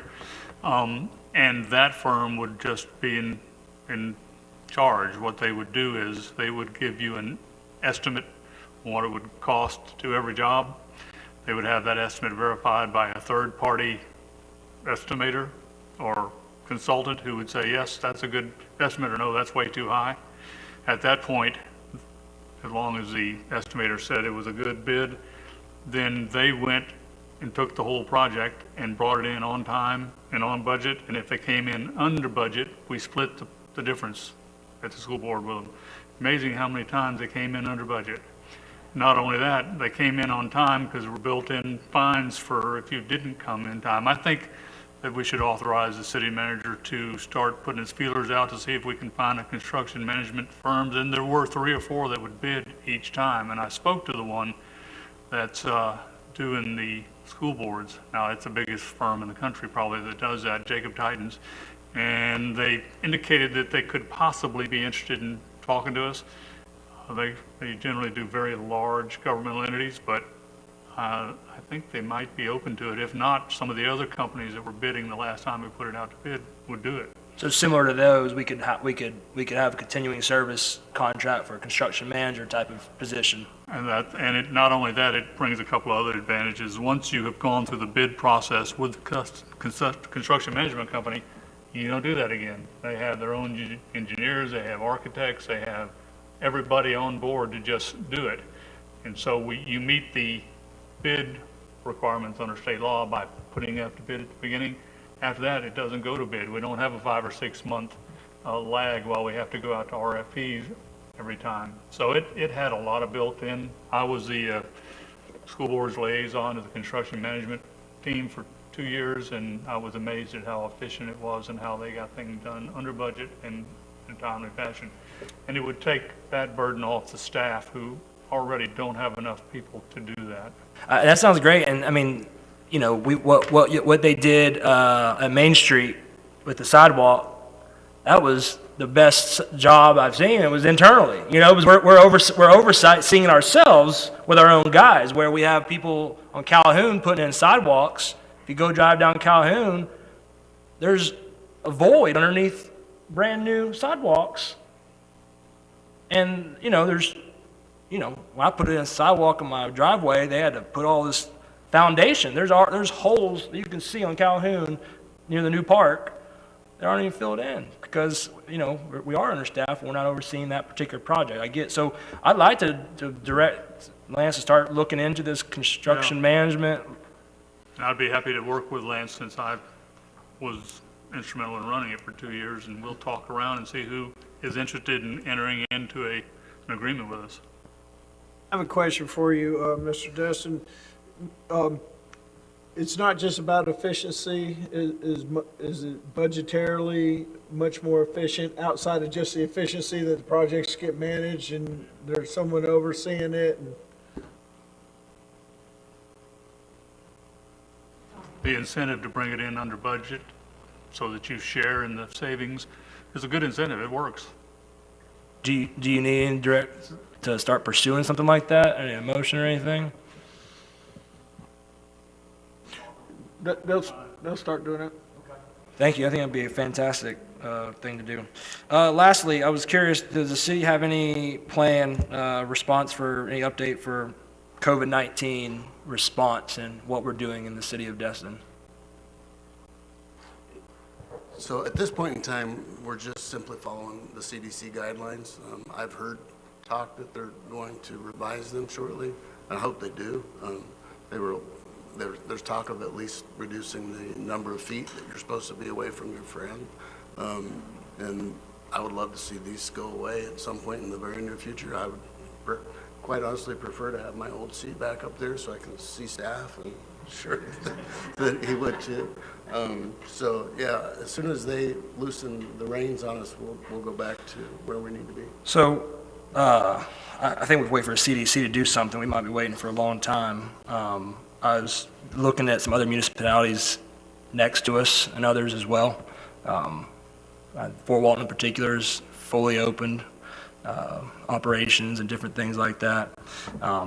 So I would like to, you probably need a motion for this, I imagine, since we're waiting for the CDC, but I'd like to direct city manager to take our city resources and start putting them towards COVID-19 response things in regards to public information, Facebook posts, different stuff like that, to not put it on the city of Destin to be providing information about COVID-19 right now, and to no longer have a requirement in the offices unless they want them, the masks, things like that. If staff want to wear masks in the offices, I think they should be able to wear it, but I don't think we should mandate that requirement anymore over all of them. But I'd just like to see our time and energy put towards promoting Destin in the positive good light that we are while we're opening the doors to all these visitors right now in record numbers, and to kind of step away from being the news source for COVID-19. So there could be a lot there, and if you want me to make a specific motion on what items I'm wanting, I'd be happy to do that. But I don't know if there's any other further discussion or thoughts about it, or I can make a motion first specifically if y'all need me to entertain that. Kevin, I'd like to reach out to Catherine. And Catherine, would you like to kind of share what we've been doing up to this point, both with our website and how you've been dealing with the emergency management team at Okaloosa County? Sure, no problem. Just to be upfront, it was never a direction for me to share the information. I was simply doing it as a, partner, as a courtesy with the county. So anytime that they were sharing the information from Director Pat Maddox, again, with the emails, we were sending it to all of you, with any of the updates that were coming out of the governor's office to ensure that everybody was looped in. If there was anything, really kind of, high alert, obviously that was all shared with our department staff. And then again, as a courtesy for social media, once it was shared by Director Maddox, I would just simply place it on the city's Facebook page, just so people were looped in, whether if they went to our page or if they went to the county, that the information is consistent and it's current. That's good, and this is not towards our PIO at all or anything, but... No, I just want to let you know what she's been doing, because Yes, I think she's been stellar about, we've done PSAs, we've got it on our website. And I think She safety is shares with important. all of us. I think safety is important. I think reminding people about doing certain things, but daily sharing COVID-19 updates in our county, it's just information that I don't think we need to be putting our time and resources and energy into putting that out there. I think that we should not have a mask requirement in our city hall and our offices for all of the employees. And I think, if we're waiting for CDC to tell the city of Destin to no longer do these things, they're not going to do that. State legislator, the county offices, they're already making these changes on their own. So I'm hoping that our city can make that decision for ourselves. And if people want to choose to take certain safety protocols, they can do that. If at minimum, if I'm going to ask Mr. King, we can take this down. I don't want this up next to me anymore. I didn't ask somebody to put this here. So unless this is a requirement by some reason, I want to take this down. So I'm hoping that we can do something to change our direction of what City of Destin promotes and does. But if at minimum, I guess we'll just take our own measures, and I can converse with Mr. King later and see if that's an option that he would like to do together. And then next meeting, we'll ask our city staff to take down a partition between us. He may want to spray paint that thing black. He might want to get a little Sharpie and write on it and draw some mean faces. But our city, our world, our state, we'll go in back rooms and hang out and eat dinner for 20 minutes, but then we'll come up here to be on this camera in front of people and have this thing right here between me and Mr. King for some reason. I don't get that. I don't like living that life of, hey, everybody, here we are, watch this show, but then everything else after this, we're all hooting and hollering together. And I don't like living that way personally, and that's my choice. And, if we can't make a whole city thing together in City Hall, that's fine. It takes, all of us up here to agree, or most of us, but at minimum, I'm going to at least try things I can control, I guess, if that's the only thing I can do. We'll make a motion, take a shot at it, see. If I could just jump in real quick, just because I think it's my duty to give you the information you need to make good decisions. So right now, currently at City Hall and in this building, we don't require staff to wear masks, especially in their own office. Only, we ask them that if they're going to be in the common areas of the building, or we do ask customers to try to respect the fact that we have people that are very skittish about this still, or have had it, and it's not fun. So it's not a requirement, but we do ask people to honor it if they, like if I have a few people in my office, I do ask that they honor the wishes of the other people in the room, just as a courtesy. The second thing is, just so you know, when COVID hit, this became a meeting facility for all the committees solely because we don't have the technology in the old building. So the video cameras and that kind of stuff in order to do the Teams meetings and the virtual meetings. So there's several committees that also use the facility, and several, I have to word this very delicately, several of the members of those other committees are senior members of Destin, and they're concerned about it too. So I just want you to have the... Can't they make options or arrangements to participate in these meetings without being here?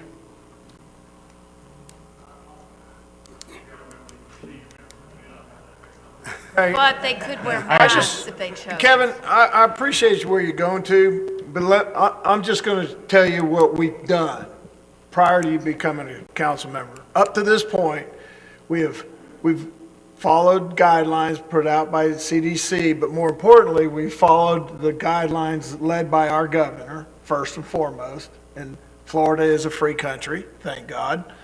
And secondly, we followed the guidelines of the county commissioners. So the state and the county and the cities, for pretty much the most part, are all saying the same things and treating it the same way. Yet, you haven't ever seen me wear a mask because that's a personal choice I made. But all the other recommendations that our governor's recommended, our county has recommended, and our city has enacted, has never been a mandate. It's left up, some of the stuff's left up to individuals. And I think up till this point, it's working for our city. People come and visit here, a lot of them wear a mask. A lot of them don't, because we're allowing personal freedom to make the choices that we are. I like how that system has worked up to this point. And so maybe your intention's good, or your personal choices are different than other people's in the room. So far, I haven't got COVID. I'm doing my very best not to get it, but I'm going to still make my own personal choices. So my recommendation is that we keep status quo, because it's working for our community and it's easy to explain. I had guys on my boat today. They're like, "You guys wear masks?" I says, "No, but if you feel comfortable wearing one, put one on." I hear you, but when there's a sign on our door that says our staff wears masks, we appreciate it if you would too. From the moment that you open our first door, that's what you see. So I hear what you're saying, but when that's the sign on the door, it's portraying something different to a visitor. So that's fine. That's fine. We're good. But that's, and commission's doing things different too. COVID was, I get it, scary, but we are getting further along. Vaccines are here. There's lots of options that eventually we need to change. So eventually the status quo won't be here. So if it's not tonight, that's fine. But you know, the county commission is starting to do things differently. City of Fort Walton, other cities are starting to change. So what you said is correct. State, commission, all that, yeah, but they are making changes. They are making changes, so it's coming. Mayor, we need a motion if we're going to have a discussion. I think we're premature on this. With CDC and every medical profession I know is begging us to wait till Memorial Day and see what happens so people have time to get inoculated. I think this is premature, but we definitely need a motion, or we will be here way past where we are now if we don't have a I'm motion done. and put it to rest. I'm good. Thank you, sir. So we're going to stop that conversation. Kevin, you brought it up. We'll think about it. I will. Okay? Thank you. That's all I had. Thank you so much. Next up, Ms. Kim? Nothing here. Nope. Nope. Meeting adjourned. Oh, any public comment? Matthew, Ray,